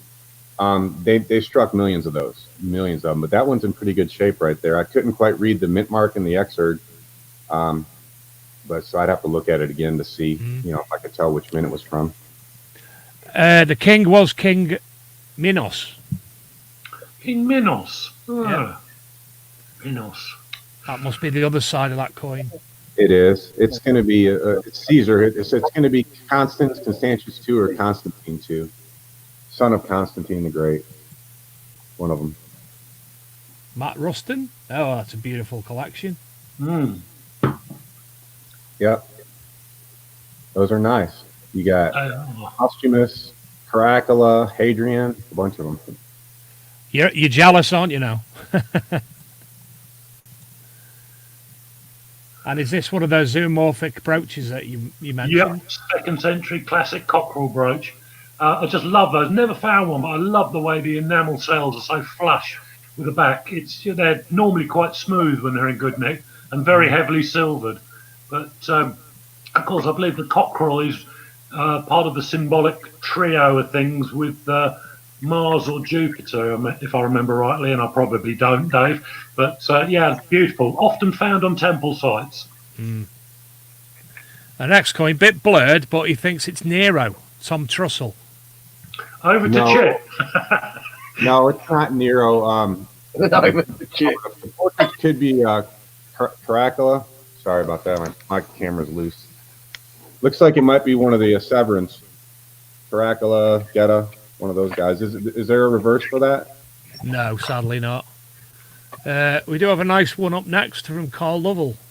Yep, that's from Lions or Lugdunum mint right there. Another soldiers and standards coin. Just so she knows, Dilek, I've not forgotten about you. We're just going to finish the Roman section and we'll bring Dilek Gonule of Noctamacro on.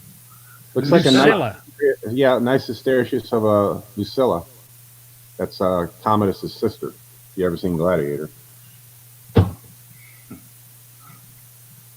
Hadrian Denarius. Bob Hunt. And the reverse. That's sexy. Yeah, those are pretty scarce right there. The crescent with stars and everything. You see that on Hadrian's Denarii, and there's some for Faustina Senior also has some Denarii with that on there, and base metal issues. But that's a scarce one. We've obviously still seen the Panther earlier on. I don't know if you saw it yourself. Have you guys considered that maybe being a Patera handle, part of one? Did think of that. Normally they're goats. I have seen a water goddess, and I've seen one Patera handle which was a boar's head with an erect penis coming out of it, which made a difference. Whether it's zoomorphic, skeuomorphic, or whatever morphic, I don't know. That's interesting, Chip. Although I will say that all the Patera handles I've experienced to date are solid cast; they're not hollow. Okay. But it's something to work. It's something to consider. Another option in the ID range. Julian said penis. Like Dave. A small hoard of 118 Roman coins and artifacts found with the XP Orcs in Derbyshire. Wow. Nice group. A little far to identify. First Roman brooch by Joe Hunt. Nice. A composite cleaning pencil. Now, there you go, Mr. Dempsey. There's your shout out there. I actually use that pencil. That's a good unit. I bought one from him.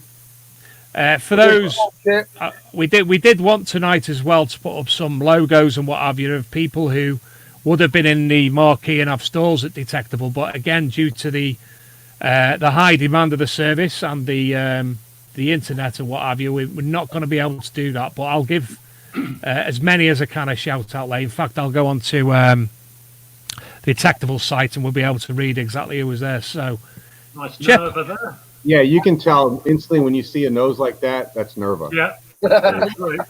Classic. Yeah, so that's a nice. I'm assuming that's a denarius, nice and unclean. It looks like it's still got the original oxidation on it. The way you can tell if it's a denarius just by looking at the picture. If it doesn't have SC on the reverse, that's always put on the base metal. If you see that, it's going to be some base metal denomination. Ass, or like this one should have SC on it, either in the exurge or left and right. That's Commodus, by the way.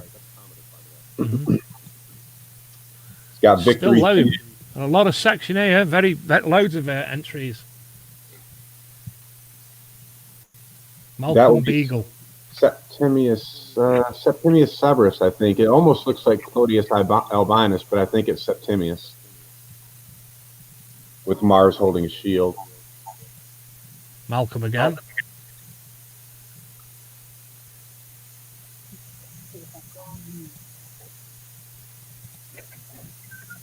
That's nice and clear. Yeah, that's a Crispus from London. London Mint Crispus, a standard Beta Tranquilitas, I think it says across the reverse of it. The altar with the votives inside of it. So, but that's a scarcer example with him in the military bust type position, holding a shield, and I think he's got a spear too. Yeah, I actually have one of those. Not the same issue, but real close to that. Scarce one. Nick Reynolds. Very nice, Nick. Yeah, it's a classic, what looks to be a silver Roman D-shaped profile ring with possibly decayed enamel or glass intaglio or a stone intaglio, which is now missing, just leaving the solder. But even with the stone missing, lovely ring. It is really lovely. Parts of a gold bracelet from Jordan Cutter. Nice find. Yeah. The decorations look kind of Roman. Phil Harvey's disc brooch. So that's lovely. That's beautiful colours on it. Yes. Absolutely, second century disc or plate brooch in retrospect. Quite a complex one as well, with all the different triangular cells of enamel. That's love that. Absolutely superb. Believed to be a Roman 2nd century AD mount or gaming token from Dave Ponting. That's interesting. Yeah, interesting. Possibly very late Roman. The cross, the central cross, is very reminiscent of some of the early pagan Anglo-Saxon bishops' crosses. The reuse of the Millefiori glass, again, I could go early Saxon possibly with that. It does look kind of Saxonish, doesn't it? There's some, yeah. Same Dave Ponting with a Roman brooch with small glass insert. That's lovely, unusual, Yeah. very unusual. Yep, 2nd century, classic brooch. Constans 333 to 355 AD by Steve Richardson. I would agree with Constans, or maybe Constantius too. He also struck those. That's an AE2, a little bit bigger than an AE3, probably the size of a U.S. quarter.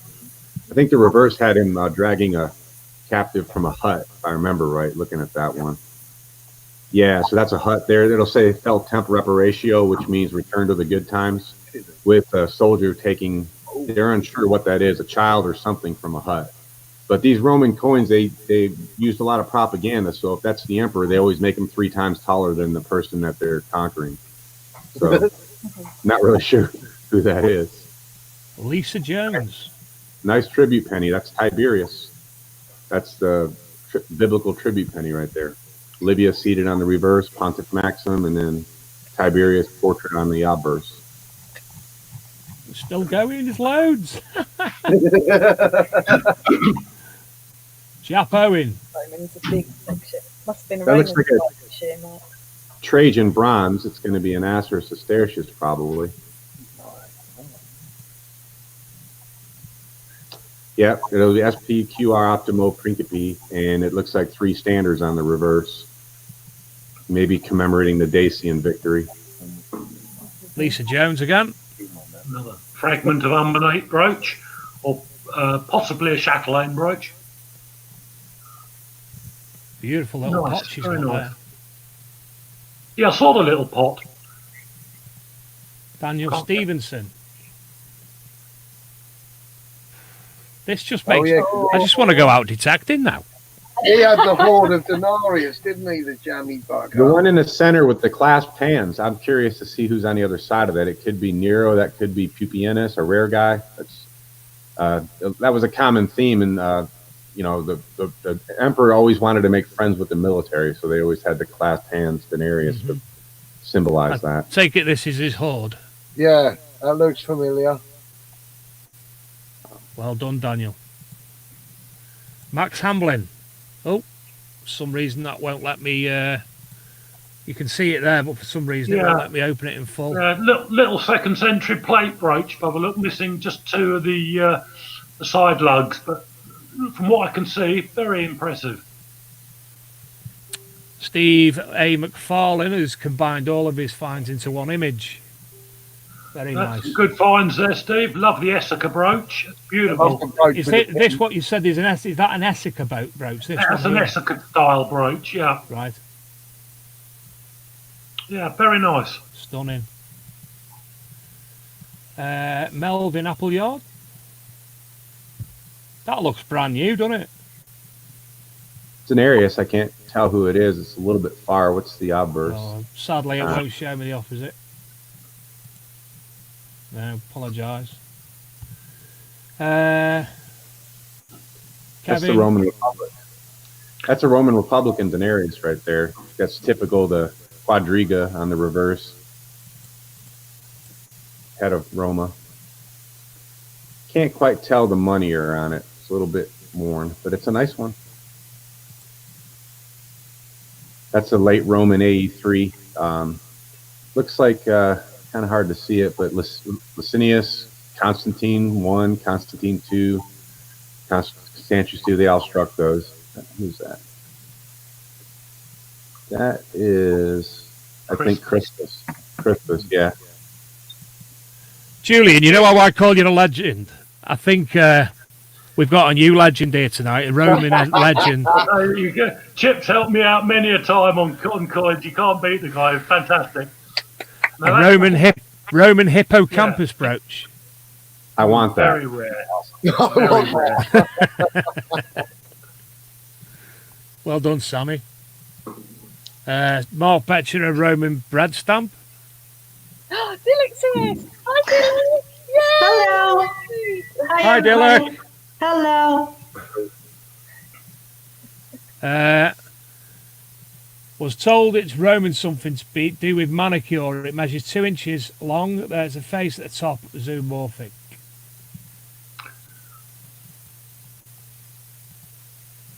Just so you know, Hoard. we've lost the pictures again. Have you? Yeah, we can't see anymore. It's red stamp. It might have... Yeah, that was confusing, Dave. Dilek is not 2 inches long or covered in enamel.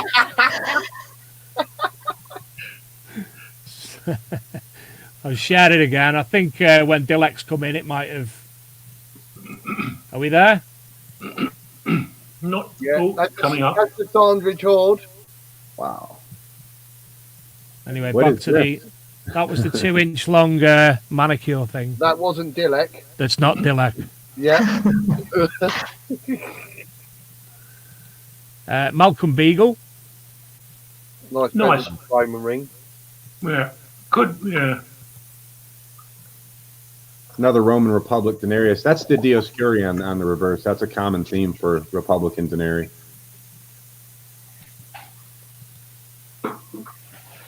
Nice Julian II Siliqua, Lion's Mint. Best name emperor ever, that guy.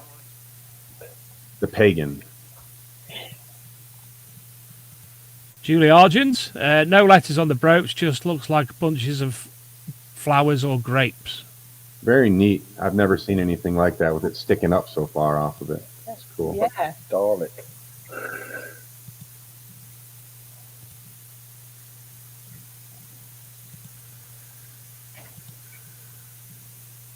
I've never seen them. Some nice pictures there, Julie. Well done. Yeah, Good clarity. It's really big. Look at the size. Yeah, monster. Scotty B. You got tiny hands. That looks like Nero.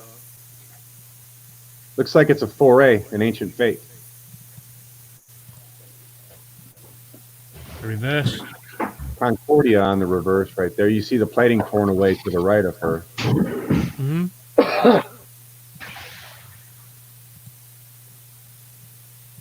Is this where he starts putting all his holiday photos on again? You think he could at least turn them round? We probably are. There's one. That's the right Oh, there way. we go. Oh, right. Yay. That's Trajan. The reverse is dated. I think that's just a date on the reverse, all of his consulships and everything. Now that's Julius. He knows I want that coin. That's Vercingetorix. That's a Vercingetorix denarius. Very, very, very rare. Very, very sought after. And there's the reverse. Yeah. Well done, Julie. Another nice piece. A mount. Yeah, possibly a bowl mount or bucket mount. You can still see the solder inside. Yeah. And this one.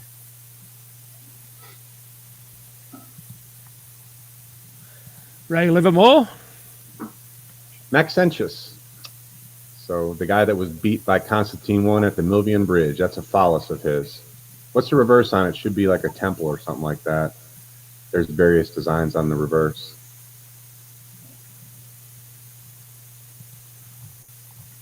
And finally, John O'Davis. Oh, 2nd century key fingering. Lovely. Don't see them complete. Would that actually work as a key? Yeah, arguable, because of the padlock lengths really were sort of longer than that could actually engage. But yeah, I suppose on a small trinket box or something, but incredibly, you just imagine taking it off and trying to use it.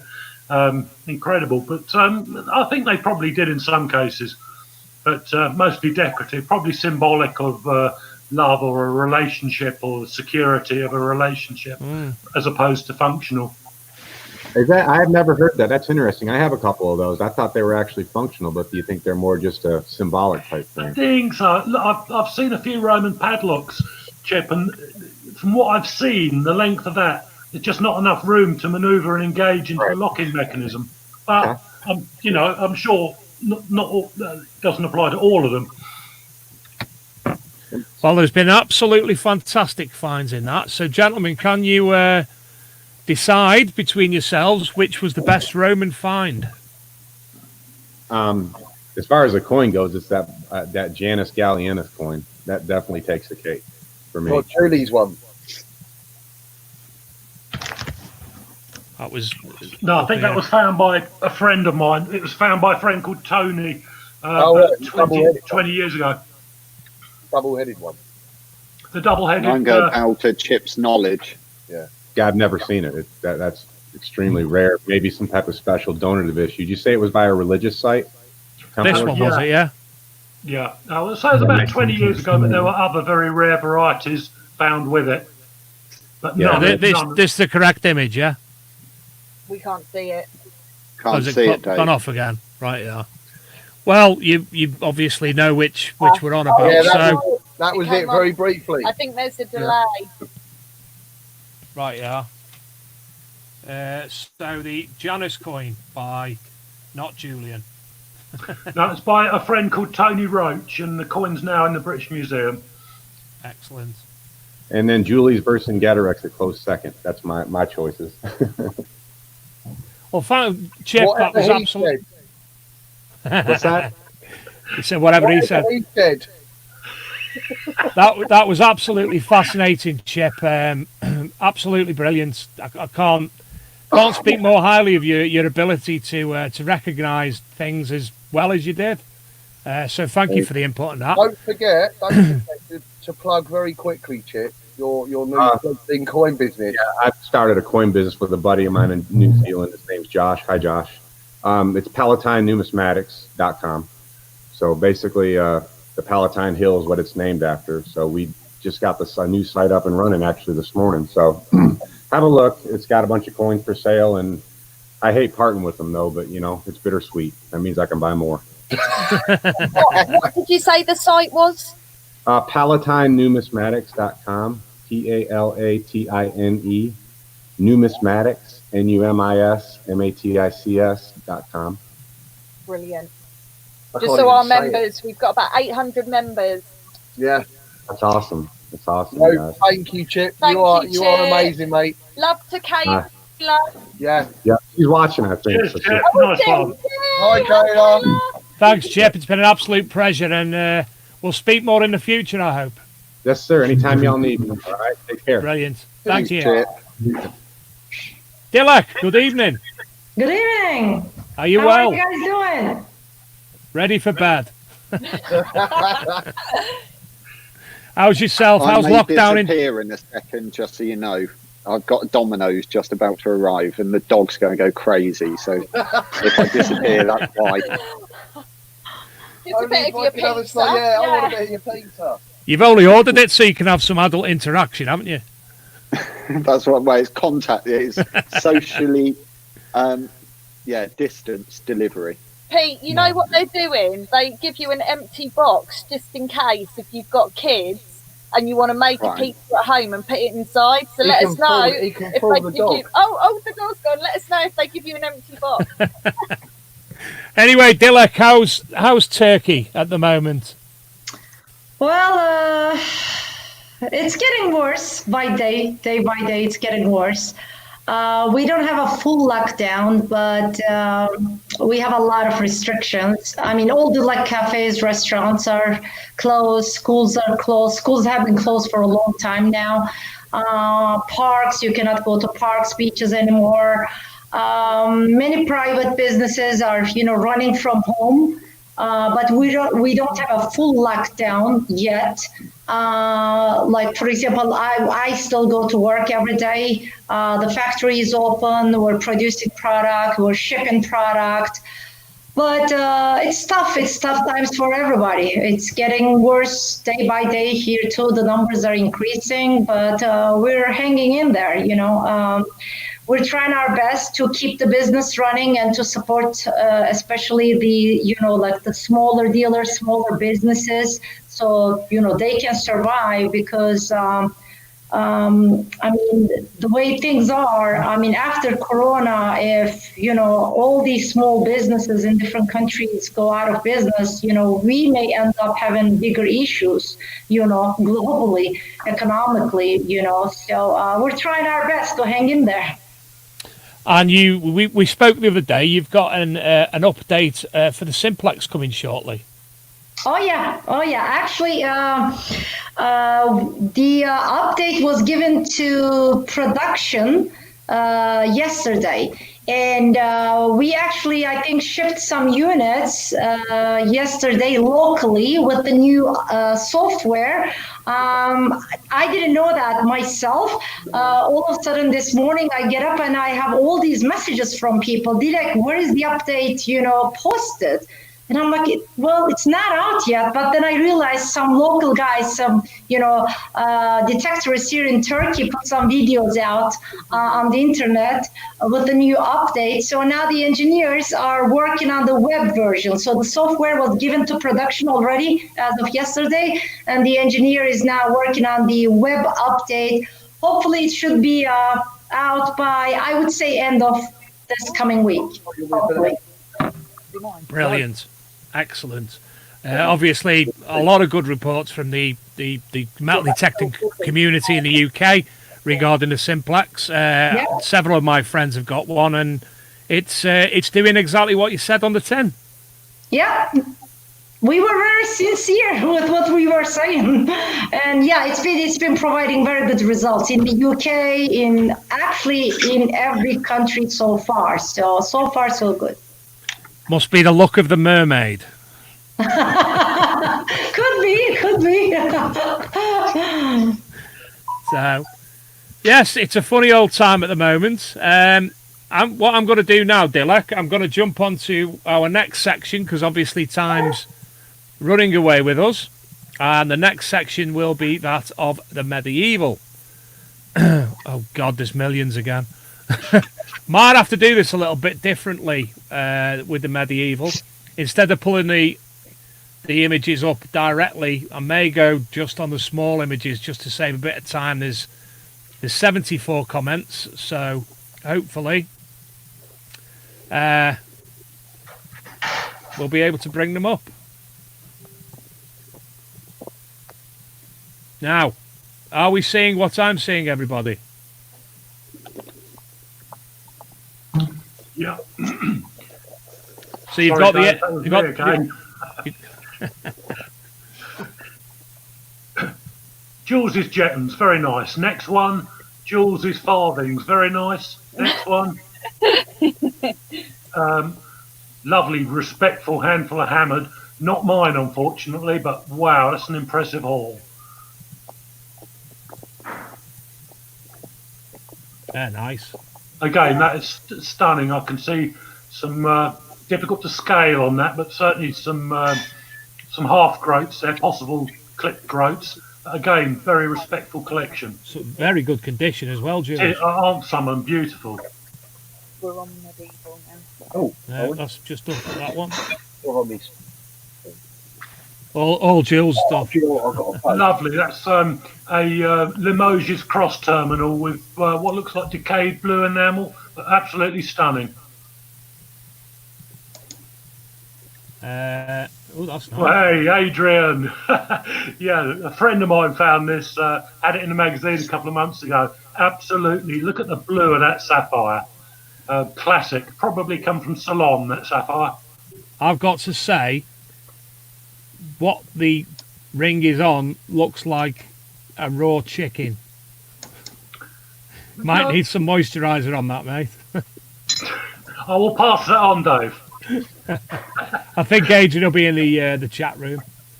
Oh, lovely collection of lead vesica seal and some good hammered cut half and cut quarters. Obviously knows how to use the machine. You're picking up quarters. Nice one.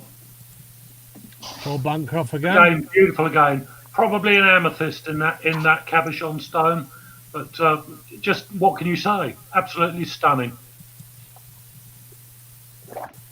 Scotty B's holiday pictures again. Well, yeah, I've seen this before. That's a fabulous coin. I'm not very good on hammers. Obviously, it's Scottish. Looks to be a groat or half groat. David or Alexander III, I would say.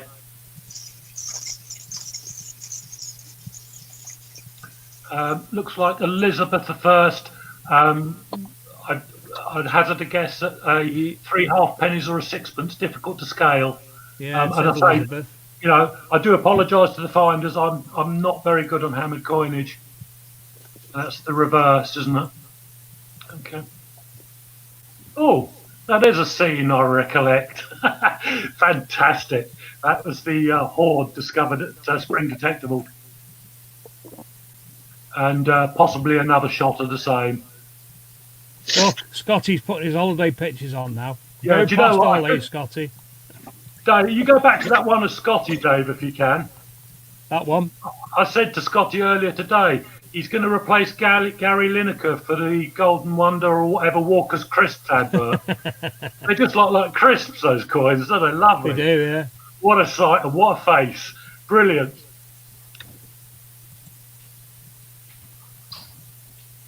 Yeah, Mark Becher. That's lovely, that. I believe that's a Verval ring or a Hawking ring. Probably 17th century. Should have a bloke's name on it if you can decipher the initials.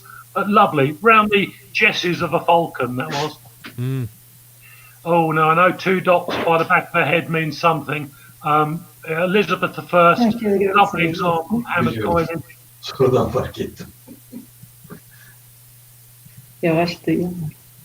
Yeah, what series that is, I'm not sure, but it's an Anglo-Saxon skeeter. Lovely. Porcupine.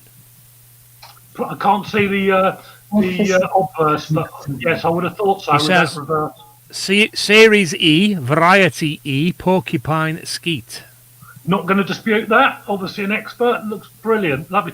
Again, classic late medieval Tudor ring by the look of it. Difficult to identify the stone, but by that age could actually be cut. But what a beautiful find. Now here we have a classic case of a medieval I can't tell the coin properly, Edward III, but it's been modified into a ring brooch with cabochon glass inserts. The central mount has collapsed, but would have contained a stone probably of the same origins. Now that I really love. It's a beautiful find. Phil Harvey says on that it's a modified Alexander III Scottish penny. Is it Alexander III? Yeah, I should have seen the stars in the quadrants, but no, in my keenness to get through. Oh, that's the obverse side, and you can tell there the difference of that. It's been gold gilded. That's amazing. What an amazing find. Nice medieval lead sail. Yeah, that's really nice. Unusual to see the lettering so clear on that. Probably 12th, 13th century. The reverse of, I believe, a gold noble. Am I right there? Edward III. Edward III. Aren't they always, said he ungratefully, having found one the other year? They're always Edward III if you get them. Malcolm Beagle. Elizabeth I. Can't see what it is. Looks like a shilling with the size of that shield, but beautiful coin. Fair dues, Malcolm. You've had some wonderful finds. Certainly has. Another Elizabeth I issued there. Can't quite see what that is, but probably a sixpence. But again, very nice. Henry VI, a full noble. Well, you can't beat that, can you? Just look at that king in that ship. Stunning medieval artwork. You know, that certainly isn't a gold top, milk bottle top. Beautiful find. I'm assuming of a size that's got to be a farthing, but I'm not sure who of. But again, for a farthing in lovely condition. Papal bulla. Can't quite read the Pope. Benedict. Can't quite read. Possibly Marius or Martius. Boniface. Boniface, is it? Well done. Yeah, Pope Boniface, medieval papal bulla for use to seal documents and scroll work coming over into England. Absolutely a cracking example.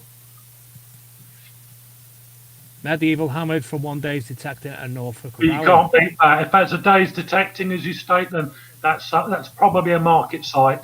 Fantastic. Look at that. Now that's interesting.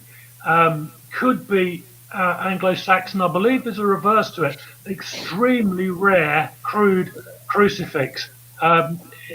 They are normally stated to be Anglo-Saxon, although looking at the incised work, I would say possibly 11th century. But whatever, a very, very important find. Now, basically, we won't talk about. We're half an hour behind the schedule, so I'm just gonna scroll through these so you can see what's going on. Well, like that by Gary Neighbour there. Yeah, that's superb. Lovely lead medieval weight there.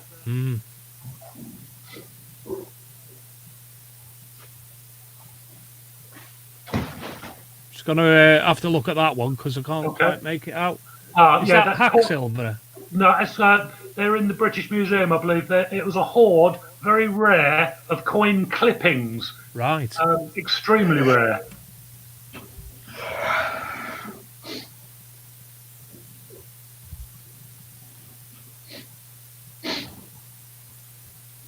Lovely collage there. Some really beautiful hammered coins there. Lovely condition. There are some stunning ones we're going through.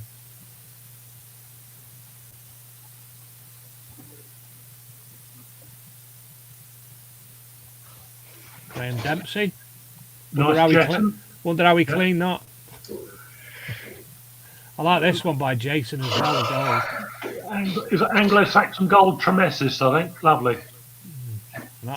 Some good photographs as well, and I mean the manner of which they're taken them. Yes, really, thoughtful. That one's brilliant. I like this one by Fabio Ferreira as well. Good old Fabio.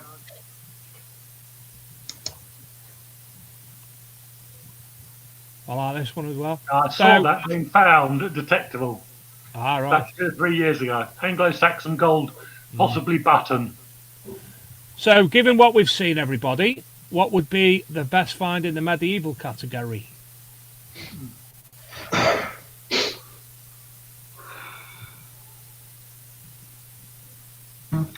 personally, I'd be going. My choice would be that There one. we go. We're back again. Oh, are we back? Yeah. Oh, hello. Hello. Someone muted Hi, us. everybody. Jesus. Well, we Well, talking too much.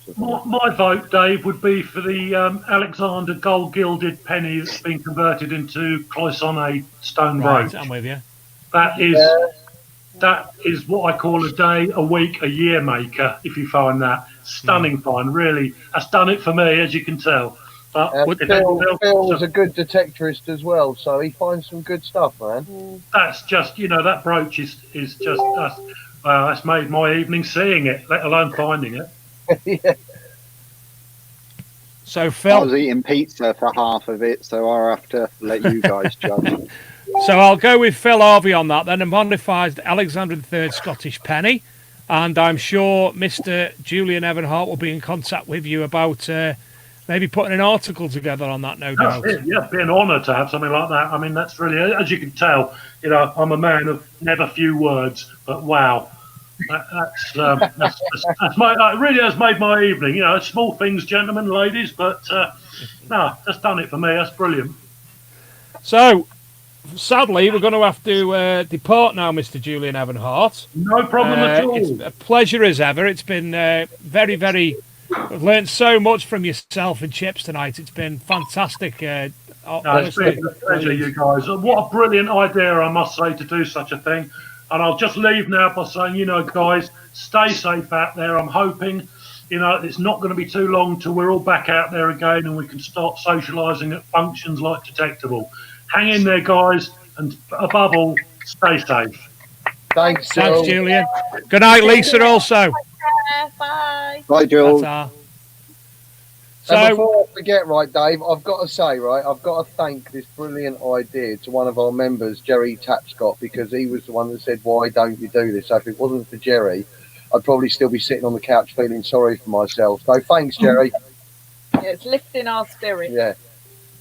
And it's an absolute honour to do this as well, to host it. I'm no bloody Jeremy Kyle, but I'll do my best. And honestly, I've learned so much, as I say, from especially Chips and Julian tonight. How easy is it to identify things? Oh, for him, bloody easy, Chip. He's brilliant. But I get the opportunity as well, massive thank you to you and Luke for putting this together, and Pete and Dilek and everybody else.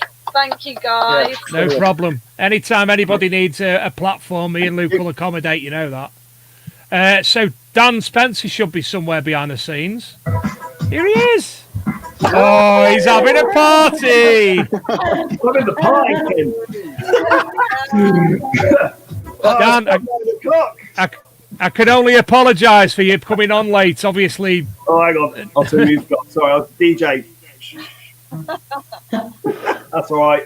Apologies for coming on late. Honestly, we've had so much going on, especially the medieval whatnot.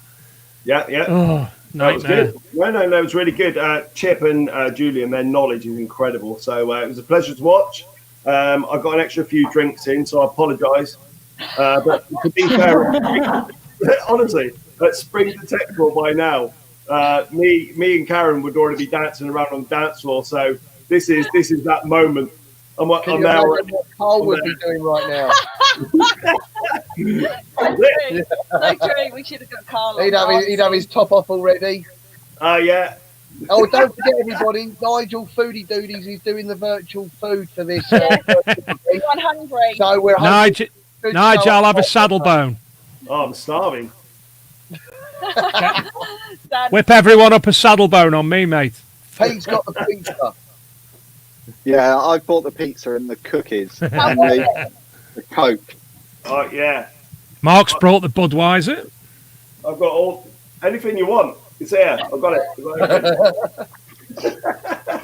I'm actually looking. I'm on my group's Facebook page behind the scenes, because there's an image that one of the members he found on one of the sites that we dig at, and it's when we've been talking about the coloration and such like of certain artifacts.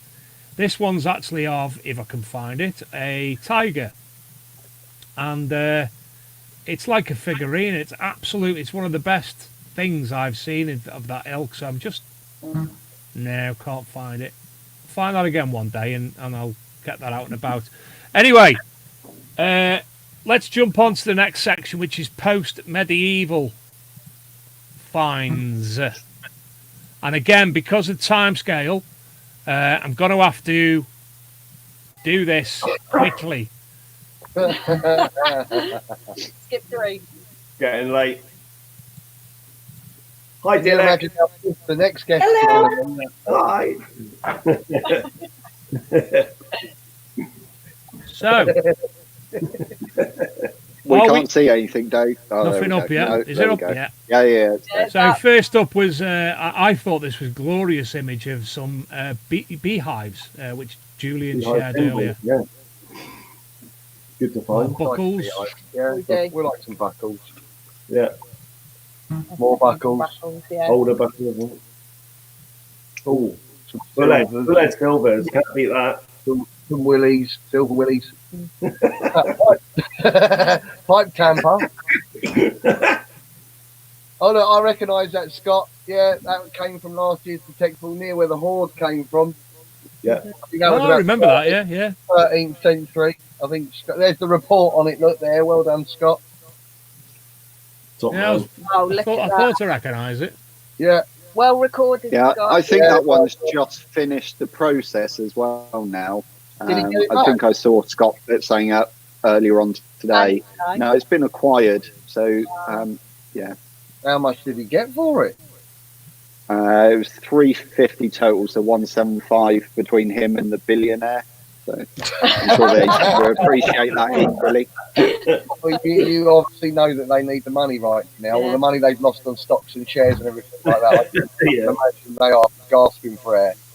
Oh, let some of Oh, our yeah. marshals place some finds there. Carl and George and Bob. Yeah. I look like this one. Coin. Beautiful coin. Great condition, that. Yeah.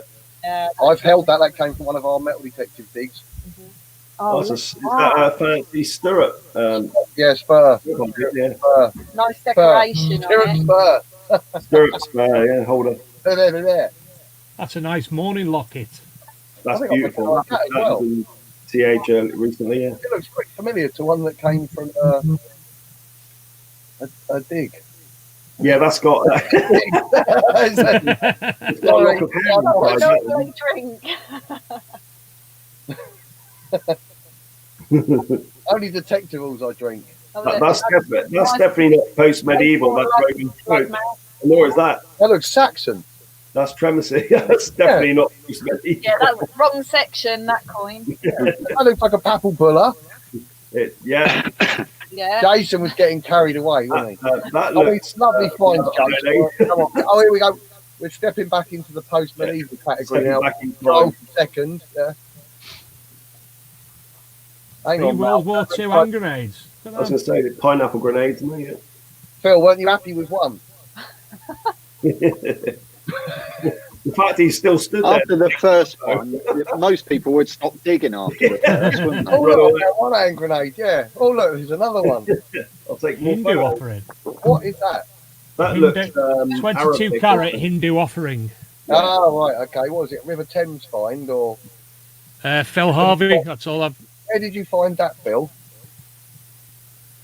Well, you say that, Mark. We've got a permission that we've done a few times now where every year, I can't remember exactly where it is, but they do like an Indian festival. And Right. the amount of rings and costume jewellery that we find there is unbelievable. That's good quality gold, that Indian gold as well. Yeah. Mm. So, I'll ask this time, Dilek and Dan, what would be the number one find? I know we ran through quickly, but what would be number one find there? Christ alive. Go back up to the spur mount, because that was decorative. I've not, to be fair, but I found half a dozen. They've all been completely plain. So for me, that's particularly nice. So that's Well- just, I can't see it. I can see me, which is great. What you look like. Yeah. No, I know it's a bit random. I know Jason as well. It is Litland posting in the Surge magazine, which is great. But I've not ever seen a decorative one. That's just me. I think that's great. I like it. think we Dilek, had would you go with that? a long time ago. Yeah, we actually. You really want me to comment? Come on. Go on, Dilek. You know you want it. Were you happy with that being the, Well, the, then, the okay, best? I agree with Dan. How about that? Excellent. What he said. Yeah. What did you like, Dilek? Come on.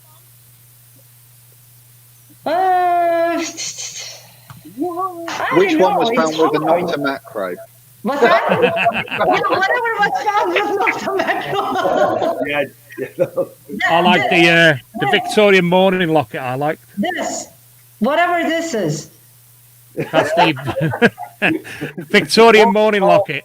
Yes, this one. That is a beautiful piece, and it's got a lot of hair inside in the picture and stuff. I've seen all the details on that. It's absolutely gorgeous. This looks gorgeous. Yeah. Oh, so we have a tie on that one between Martin and Martin's morning locket and Jason Jones's stirrup. Yeah. So Should we have a vote? no, let's have a draw because we haven't had a draw. Let's have a draw. Oh, Prizes. Mark's changed. You're giving him a cuddle now. It's had a haircut. Oh, he's grown hair. Oh, there he is. This is our baby Zora. So, Dilek, it's been a pleasure as always. And now, obviously, we've changed. We've now got the TV version. Hopefully, we'll be able to organise. It's as easy as it is. It's just usually me and another person talking. But I really do like this. A lot of people. It's totally new and it works great. I think so. Thank you for coming on and giving us updates on Nocta Macro. And I'll speak to you soon. Thank you so much for inviting me. Have a good show and good night, everybody, and stay safe, please. Okay. Thanks, Dilek. Take care. Thanks, Dilek. Bye. Bye. Thank you. We'll see you soon. Now, Hopefully September. Dilek is now going to be replaced. We're going to bring two guests on, I think. If I can say that to Luke now, to bring both Paul Otter and I hope I get this right, Annie Biard. Yeah, Annie we're here. We're here. Oh, marvellous. The top on, look. I'm having a fag. She went out for a fag, but we're here now. Hi everyone. We're just tuning in. Hi, Yeah, sorry. Yeah, sorry. Hiya, how Do you know about? I'm happy because we've actually caught up. We were half an hour behind, and now we're nearly right. So I'm happy with that. Nice to meet you both. Nice to meet you both, Annie and Paul. Hiya. Did you make your trifle? No, so okay, so I had a random idea that I was gonna try and explain stratigraphy through the medium of trifle. But we ate custard, and then I thought maybe I'd do a cake, and there aren't any eggs in the shop, so maybe another time I'll do it. Brilliant. So tell us about yourselves. Obviously, we've not met before. Annie, I know you used to be an FLO. Introduce yourselves for the audience. Okay, so hi, I'm Annie. Yeah, I was the flow for Oxfordshire and West Berkshire for 11 years. So I worked with Mark and detectorists for a long time. But I'm an archaeologist, is what I do. I'm now a PhD student studying Iron Age coins, but still very into detecting and very positive with detecting. And yeah, that's about me, really. I'm Paul. Originally a carpenter and antiques dealer, mainly furniture post mid 18th century, silver after that, and I specialise in boxes, tea caddies, writing slopes, and he gets dragged sewing along. boxes, and I get dragged along to dig up dead things. Dig up dead people. Yeah, he gets dragged. Yeah. I'm actually tripping off Dan's image here at the moment. I have some sort of fit in a minute. Yeah.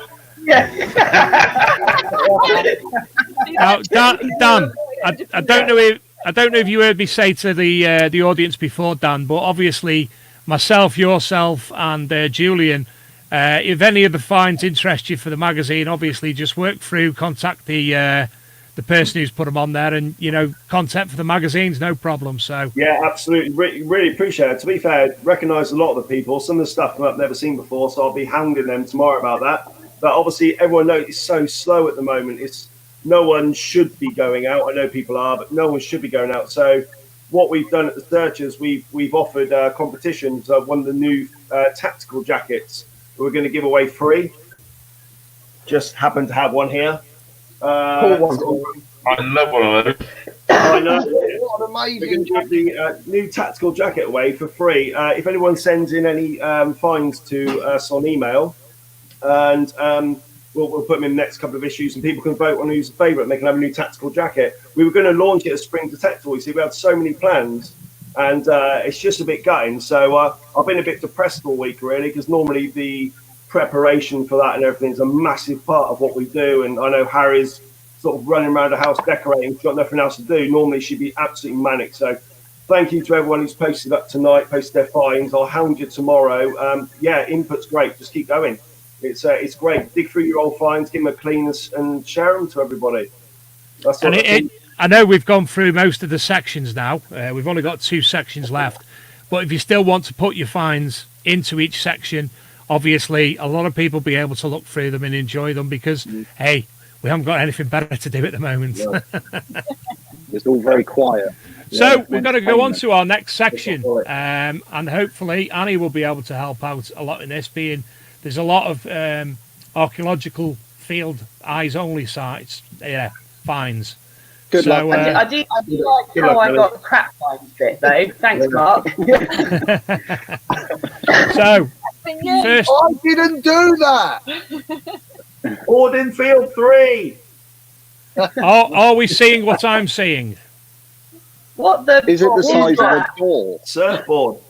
It's a Dornier Do 217 propeller blades, which was found by.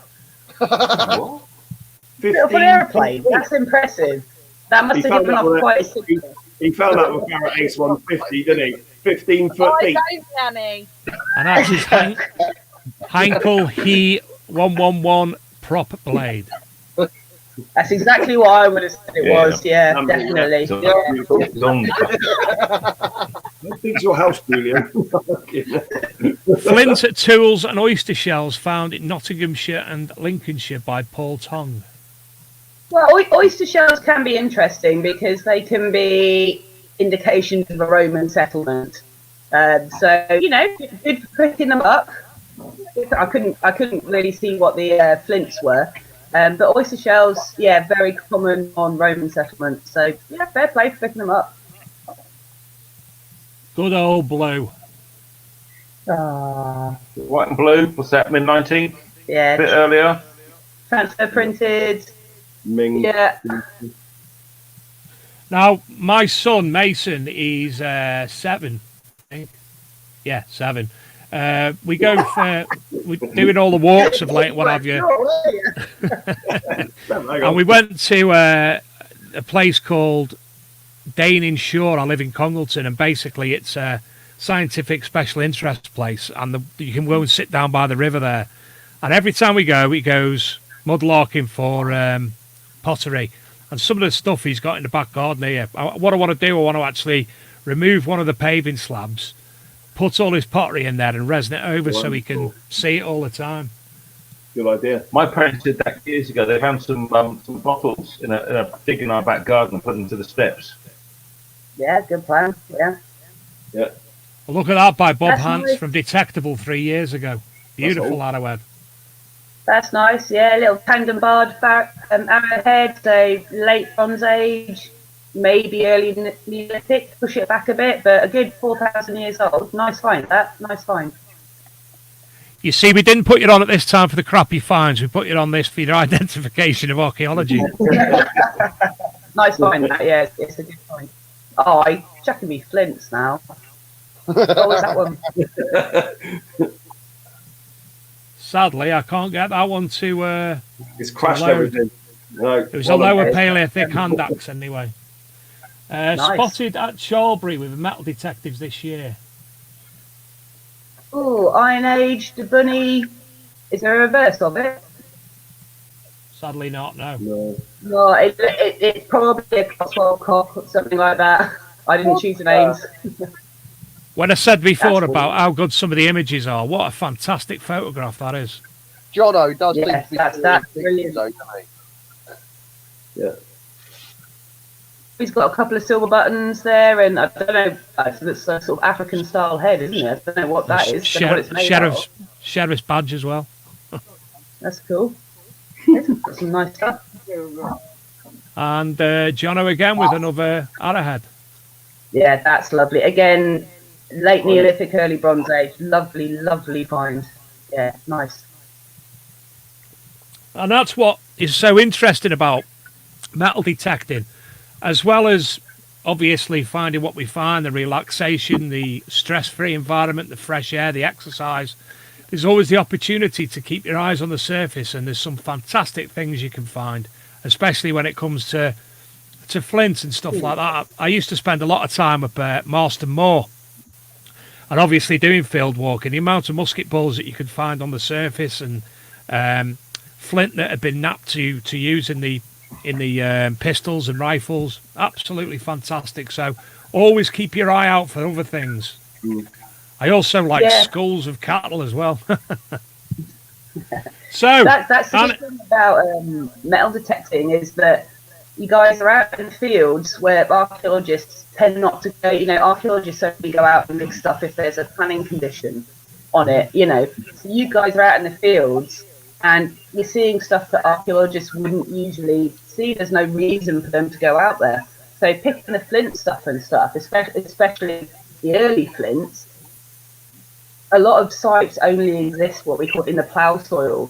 So we only know they're there because you guys are finding them, picking them up, recording them. Otherwise, we have absolutely no idea that those sites were there. So, yeah, it's a really important contribution you guys are doing.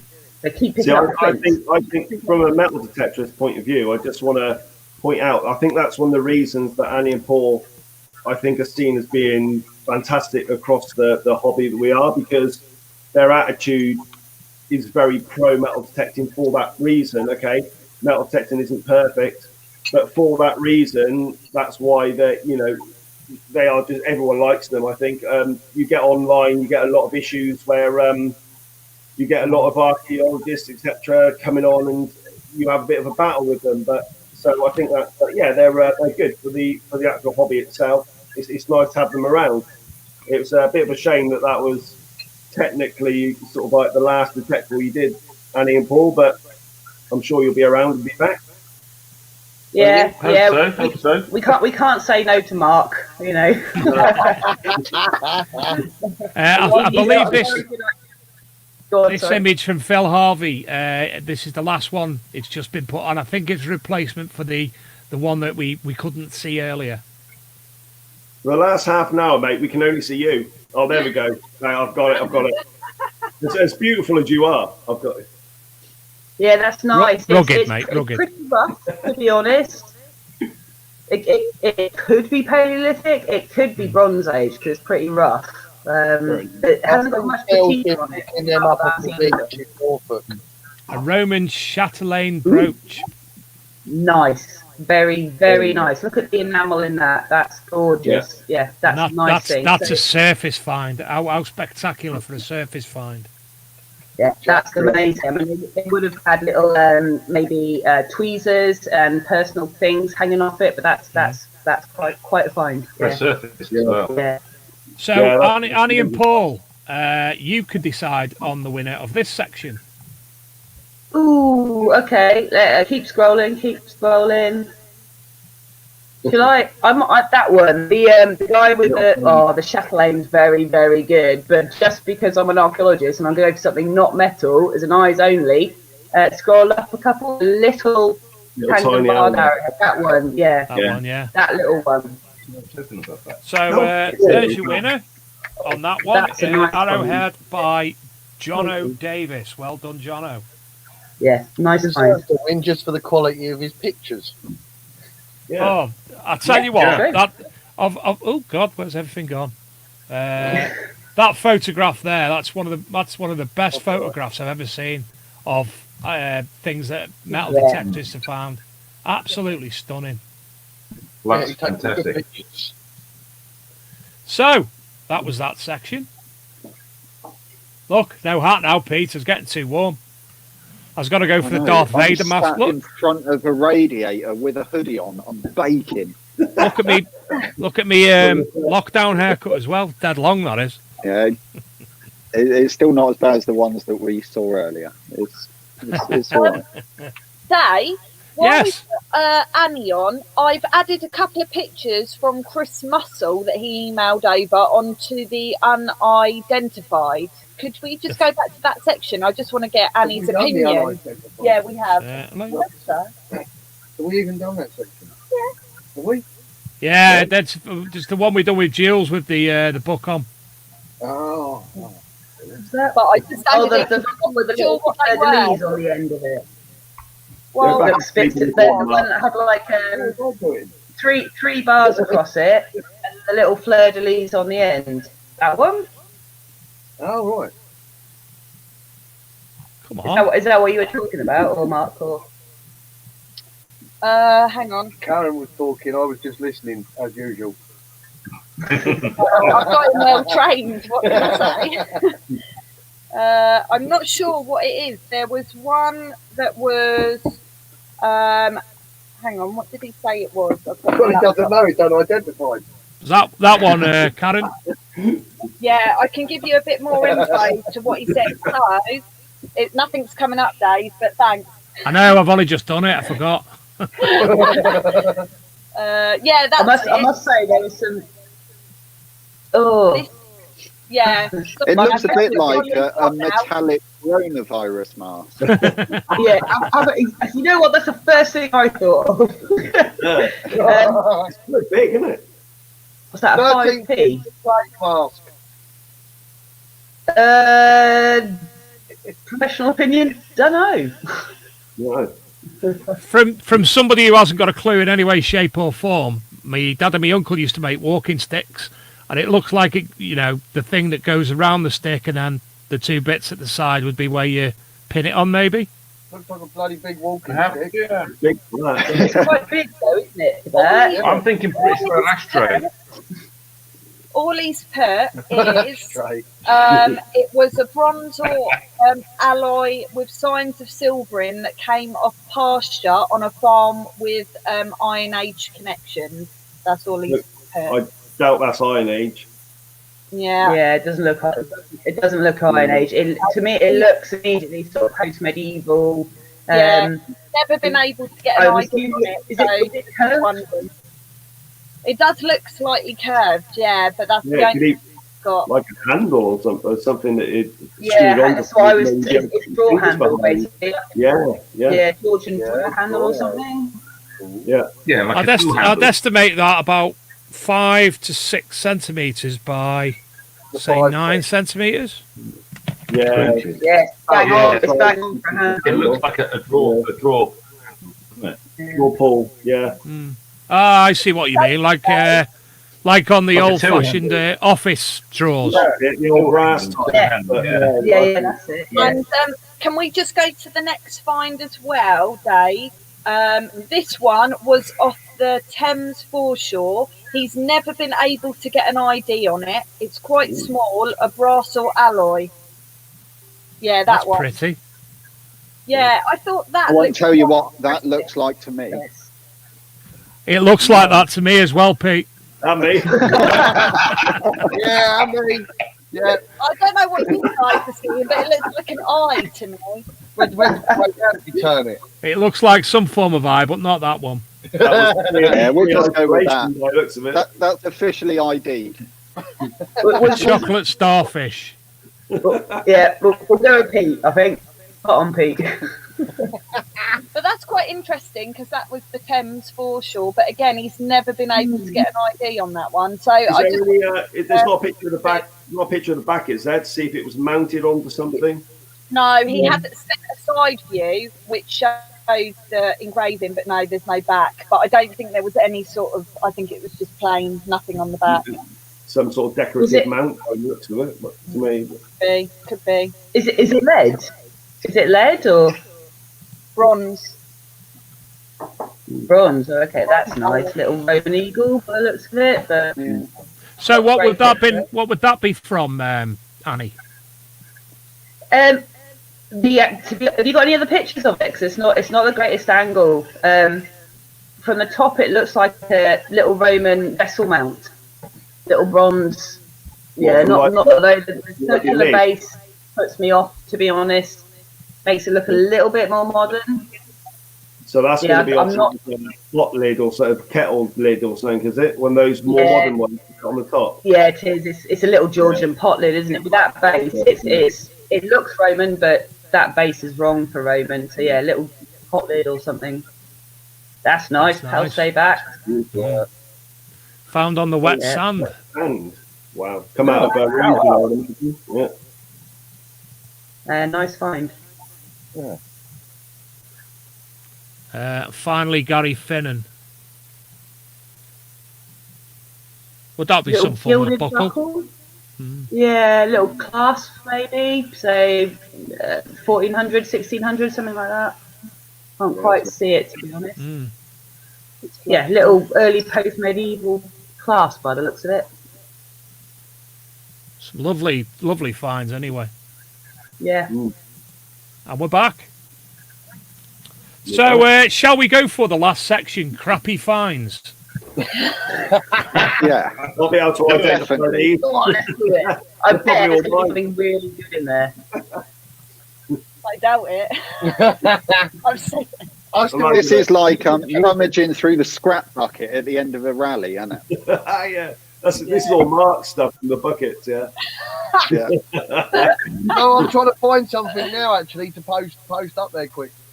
I've absolutely no idea what any of that is in any way, shape, or form. From an old garage. Far left, with a little bit of imagination, could be a trigger of a Civil War gun with a bit of imagination. How much have you been drinking, Annie? On the encampment, didn't it? Let's open the other bottle. I'd say, Graham, that's definitely a hand. Yeah, looks like a hand. A very cold hand. Seriously, can you zoom in on that buckle? It's a horseshoe. Horseshoe, isn't it? Horseshoe. Sadly, I can't zoom in. That's definitely a horseshoe. I love the hand for scale. Yeah, right up next to the camera. Charlotte Goldfinch. Has she been magnet fishing? Because that's the sort of rubbish that I pull out to me. The only stuff that's fixed to a magnet. It's a bit of WD-40. Probably use them. I've got farmers that come and take stuff like that out of the scrap bucket and go, I'll get them going again. That's definitely hedge fodder. That is, yeah. Off the beach by a look of it, is it? Yeah, it says crud in the surf. Yeah. Do well to find a bloody hedge on the beach.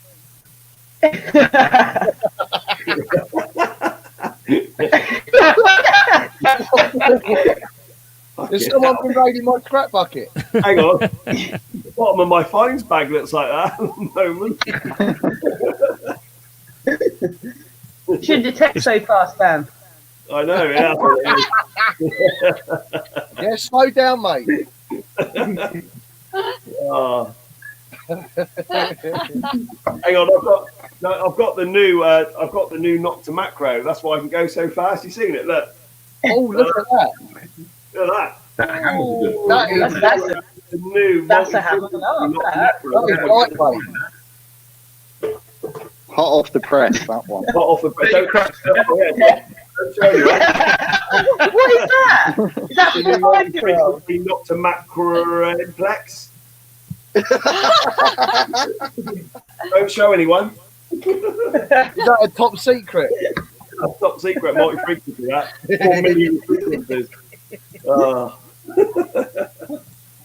That last picture was that a water grate or something? It looked like it. That's a proper crappy find, that.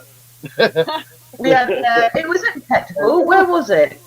Marcus, one of yours. We had a load of lads came in, lads came in with a Thames water cover. Oh God! That sounds about right. Hang on, that's thick. Like, like this. that looks like a third of a Victorian cast iron table. What is it? Yeah, it does. Yeah. What is it? Looks like a pot off of a plant pot, cast iron plant pot stand. Yeah, yeah. A third of a, isn't it? That's what it looks like. What metal is it? That's not bronze. That's got to be cast, isn't it? By the looks of it, it's going white and stuff. No, Isn't it? it's too complicated. Yeah, Spelt? definitely. Was it spelter? Do we reckon he's found that in the last week in his garden? I've been his granddad. How many Tetris have picked up their garden right now? It's not. I think it's not. If I didn't have now look at that. He's sandblasted. He sandblasted it at work. That looks stunning. That does. Spot on. Yeah, That's amazing. Missing two legs. How big is it? How big is it? Do you know? Hang on, I've got to go fill Karen's drink up. Oh, nice. To be fair, if it's one of what I'm thinking, like a plant stand, it's only a few feet tall. Is that Dan? No, that's Nick. That's Nick Reynolds. His mate Paul found him at Detectival. That's what he clapped before he got into his tent, wasn't it? Oh yeah, I've got a few of them. Brilliant. You get this website. Yeah, they're great. They're great finds. They are. Yeah. With the leg. Chicken. Chicken ring. A World War I Livens chlorine gas mortar that was full. The fact that he's cleaned around it, right? I'm not worried about it.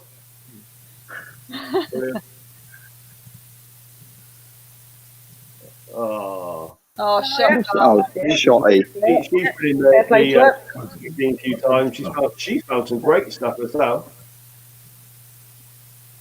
Yeah, and some crap. that really is. Yeah, nice, but still crap. You can There's a spoon. In all fairness, you're not a true detectress without this rubbish. Hello, Jeff. 1996.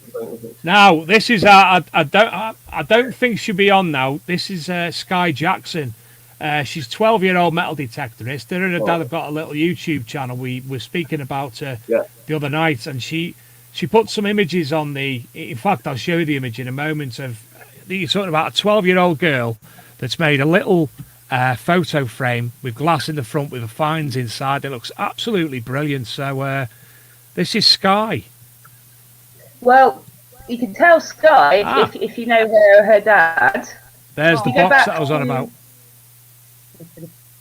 Dave, if you go back to Sky's horseshoes, bottom right one, that's early. Yeah, that's a nice early. When you say early, what era is early? Well, it's a tiny picture on my screen, but I would go 16th century-ish. It's early. It's a nice. The other one's a big cart horses, but that bottom right one is an early one. So she's done well there, bless her. What era did you say? Sorry. I would go with 16th, 17th century.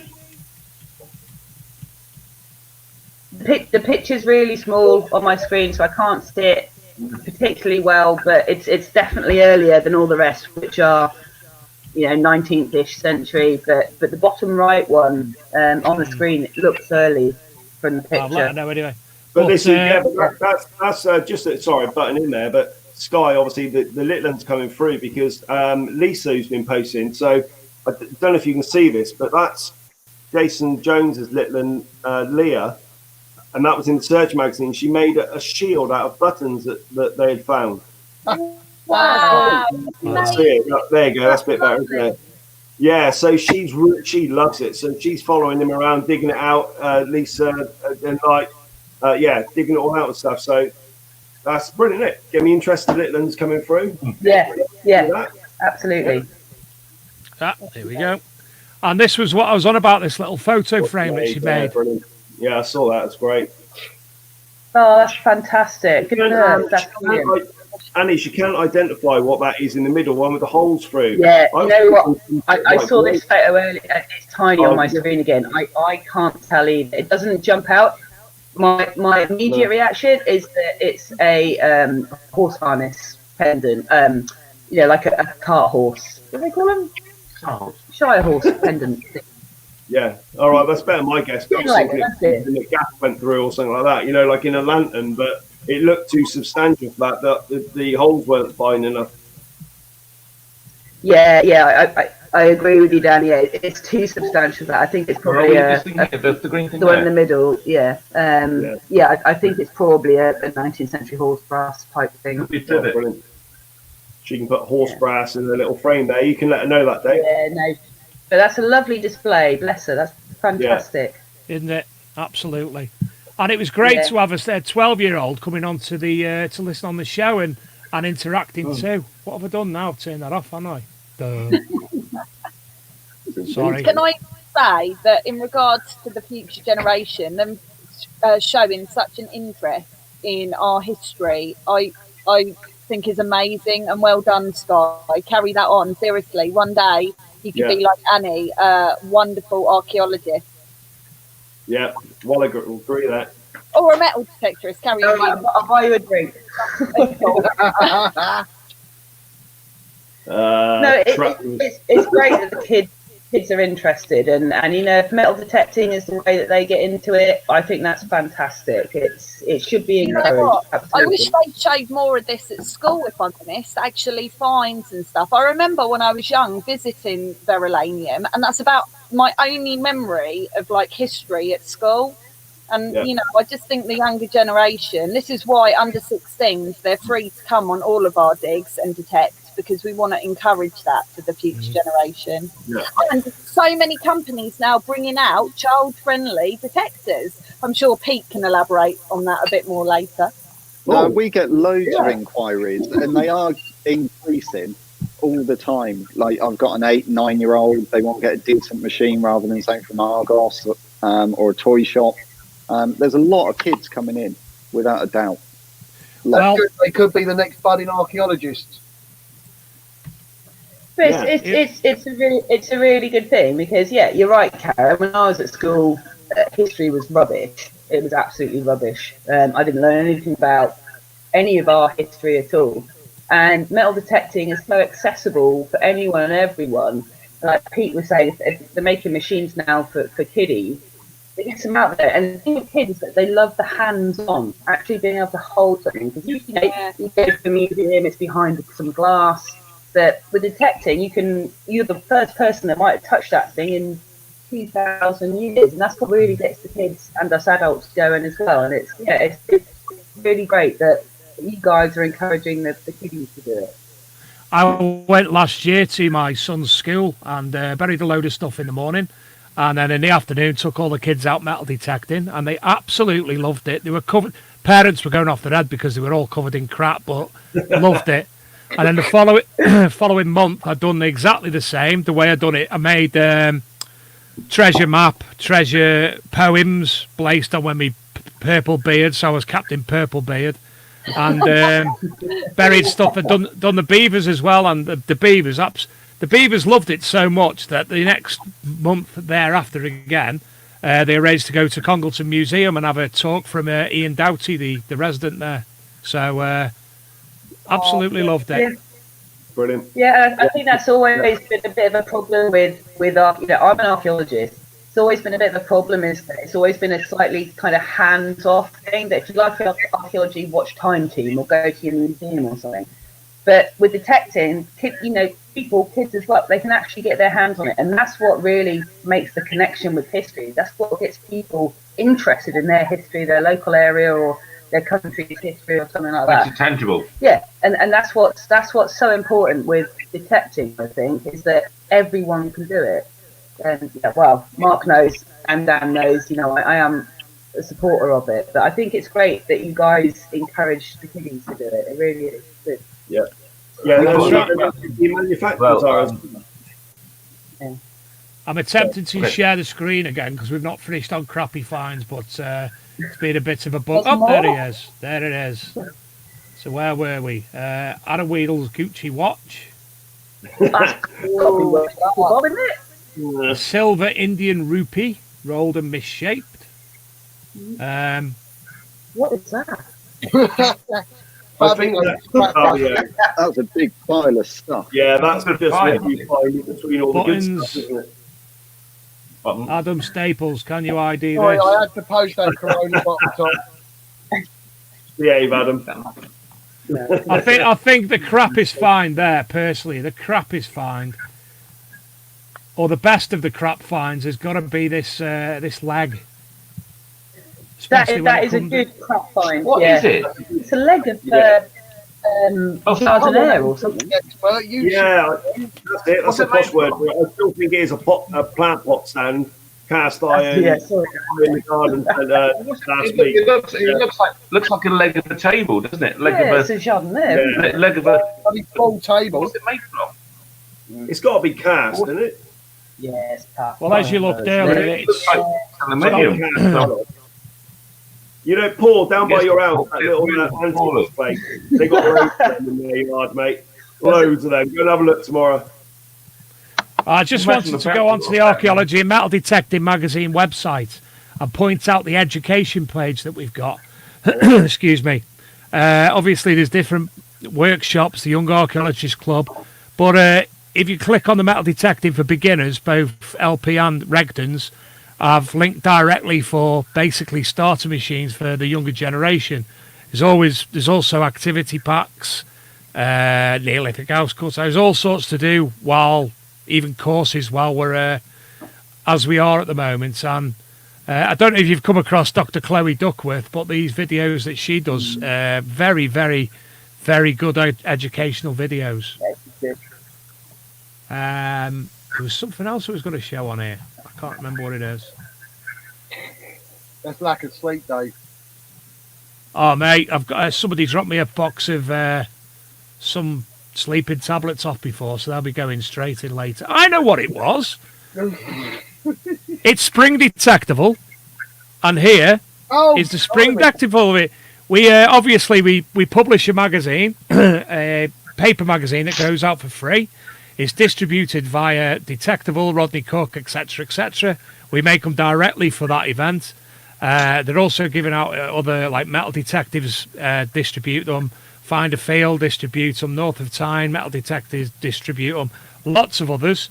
And the PDF is now live. This was the one that should have been for Spring Detectival. We've now rechristened it the Lockdown issue. So I'll be sharing the link out tomorrow on all our normal sources, but as you can see, lots of nice things in there. The debays, Yeah. lovely Sarah and Kimmy from America, big find, small find. Some other bits that Luke decided to put in, including Paradolia. That's how I feel right now. This one was by, he's a local author and historian, and he used to be in fact, I think he's not so much his greatest claim to fame, but what people know him from, he was the official reporter for the Moors murderers. His name's Doug Pickford. Sid Perry.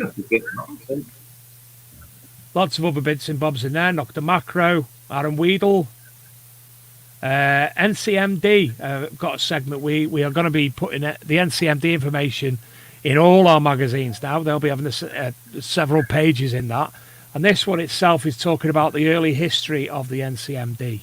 My voice is going now, isn't it? Team Rutus, XP, LP somewhere, Simplex, Amphibio, Curse of Oak Island,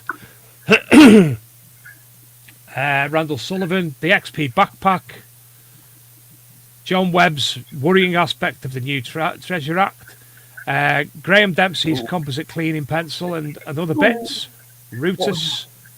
So there you go. That's the new magazine, which will be available. It's there now, but I'll be sharing the link tomorrow. So let's get everybody back together, Luke. We've got 15 minutes left, and I'll just hand it over to everybody else. Chat amongst yourselves. How do you think tonight's gone? Has it been all right? Has it worked? Yeah, I think it's been good, Dave. It's been great. Yeah, we've seen. Yeah. We've seen some fantastic things, haven't we? And it's some nice finds earlier. I think everything's been great. That sort of chat that we've done is everything that we would normally do around like the bonfire, around the bucking ball thing in the dance tent and something like that. I've wholeheartedly, absolutely gutted that it hasn't gone so far this year with Spring Detectival. I'm just literally, I feel at a loss. I'm totally at a loss. I went on furlough with work on Friday, so now I've got like a minimum of 3 weeks off. I was looking forward to this weekend. I got Mark White at the Searcher ringing me, so I've had to cancel the B&B because we can't go to Spring Detectival.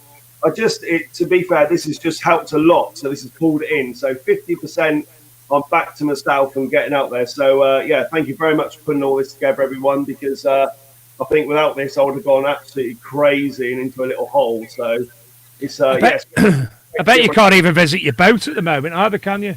No, I'm a key holder down at the boat. I had to pop there today just to check everyone's moorings, but you're not allowed to go in certain areas, not allowed to go out on the boat, you're not allowed to go through the locks because no one's around. So I literally can't do anything. So it's awful, but I'm just fingers crossed for Main Detectival in September. I've got big hopes for that. If that happens, it'll be mega. And I just everyone needs to go. If we can get that going, if everything works out well, we'll have a big one, definitely. I really looking forward personally to the Summer Detectival as well, because semi-local to myself, about 20 minutes from where I was born and raised. So I was really looking forward to that. Detectorcon's currently still going ahead, and obviously Rodney Cook and Detectival. So and when you say you got 3 weeks off, Dan, I've been off for 2.5, and we'll be back either the first week in May or the first week in June at the minute. Yeah, I've been the same. I've basically 2 weeks at home so far because I cover the whole southwest, South Wales, so my other job. So I've sort of like nearly 2 weeks off already. I've got a minimum of 3 weeks off.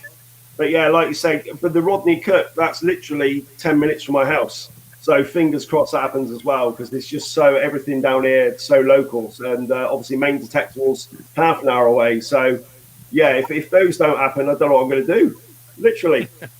So well,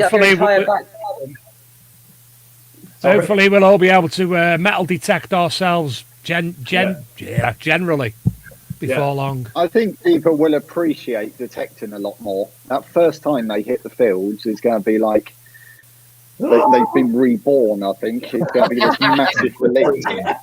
Yeah. I found a Georgian coin. I found some crappy things. I think it's really good though that the Tetris have listened to the NCMD and have mostly stopped going out detecting. You can see it on some of the Facebook pages.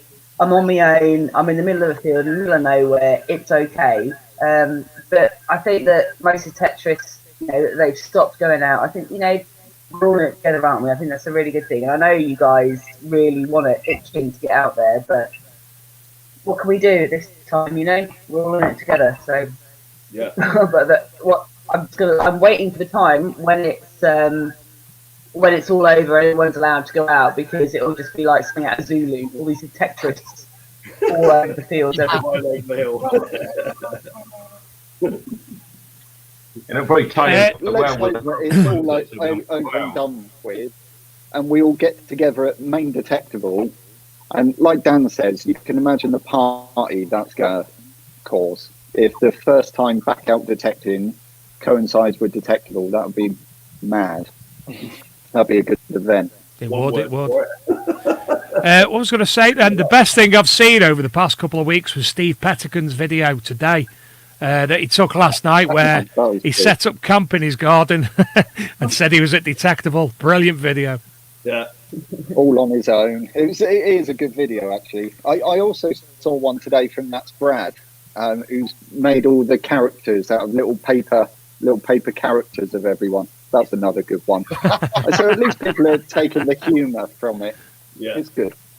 Brilliant. Well, has anybody else got anything more to add? Annie and Paul, anything else to add? Just nice to see everyone. Actually. Yeah, everyone keep safe and thanks very much for tonight. It's been lovely to see you all virtually, and yeah, you know I miss Detectival. You know I love it. Yeah, absolutely. Stay safe, everyone. Take care.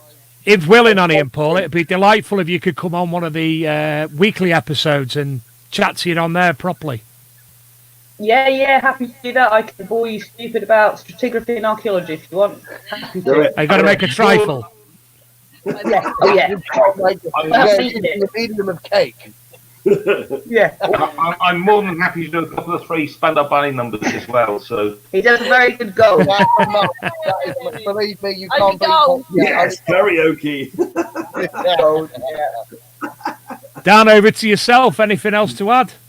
No. Thank you very much. I'll be in contact with a load of the people that put the posts in and stuff because one of these, as I said, one of the coats we got to give away for free. So if you send me your stories over to me, I'll put them in the searcher.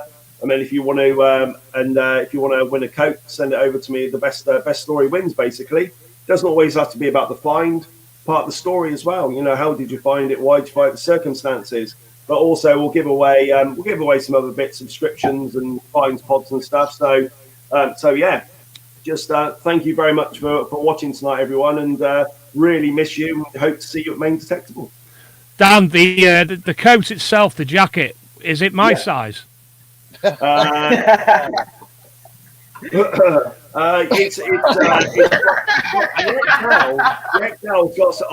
make it work. So several together will be read. You're losing weight, mate. You'll be fine. Honestly, I have lost 1.5 stone in the last 2.5 weeks. I don't know why. That's quick. I'm not honestly. I'm not been 100%, and I've not eaten. I've stopped taking sugar in my tea. I'm having saccharin, so I don't know. It's just falling off me, but it don't look any different at the minute. I might even have a shave. Mr. Turrell, over to you. Well, I suppose for me, this isn't going to last forever. This virtual thing's been great this evening, but it's not the real thing. We want to get back out in the fields. We want to see you all out there having a laugh around the bonfire. Because what is it now? Coming up to 11 o'clock. The night's still early. We'd be going till 2, 3 o'clock. Dan falling over, the dancing going on, Cole raving in the tent. It would all be going on. But I think the most important thing that everyone should really take notice of is that we want to see everyone safe, healthy at Detectable. So follow the rules. Don't think you're immune to stuff. Like I've seen one idiot on Facebook today, but we won't go down that route. You're not immune to it. It can affect everyone, and we want to see you all healthy. And let's be honest, a lot of our customers fit the demographic of the at-risk category. So stay safe out there, and we want to see you all in good health come September. Fantastic words, Pete. Well, and Karen and Mark, over to you. Well, what can we say? It's been great tonight, and again, thanks to Jerry for suggesting it. And Karen said a massive thank you to all the people that would have helped us this weekend, and a massive thank you to everybody that would have been there as well. And I'm just sorry that we couldn't pull it all together because of the current situation, but we got to do what we got to do. But as Pete said, hopefully September will be on along with the Rodney Cook, because I know that Gary puts a lot of hard work into pulling that off and raises a phenomenal amount of money for very good causes. And let's hope that the Detecticon gets to pull its first year off as well. And this year turns out to have some relative normality to it at the end of it all. Otherwise, 2021 it is, everyone. You know, thanks everybody for tonight. Karen, can I just point out, from somebody who said, I'm not doing any of these bloody radio shows or anything like that. This is the 3rd time in about 2 months. He's loving it. Well involved. I've got plenty of bloody time now, haven't I? I'm not doing anything. As Pete said, my diary is completely free. So anyway, to end the show, congratulations, Malcolm Beagle's Spearhead. In the Bronze Age category, Paul Bancroft's Curio Bling in the Iron Age. The Janus coin from the Roman era by Tony Reach, I think. I can't read my own writing. The medieval modified Scottish penny. The post-medieval stirrup and the Victorian mourning locket. The eyes only found was the arrowhead, and we didn't vote on the crappy finds because they were all crap. They were. Thank you, obviously, to Mark and Karen, to Pete, to Gary Blackwell, Adam Staples, Julian Evan Hart, Chips Grzinski, Dilek Gonule, Dan Spencer, Paul Otter and Annie Biard, and especially to each and every one of you who's participated, shared your find, and I apologise for the live comments not actually working properly, but we have been reading them in the side anyway. So again, thanks to each and every one of you. For those who haven't listened before, this next Thursday night at 8 p.m, which is our regular slot, we have Dean Stainton, Shilling King metal detector, and he'll be on, and he's also wrote a fantastic book about the Overton boiler explosion, so we'll be discussing that as well. I'm Dave Sadler. This was everybody else. Thank you to Luke behind the scenes, and good night.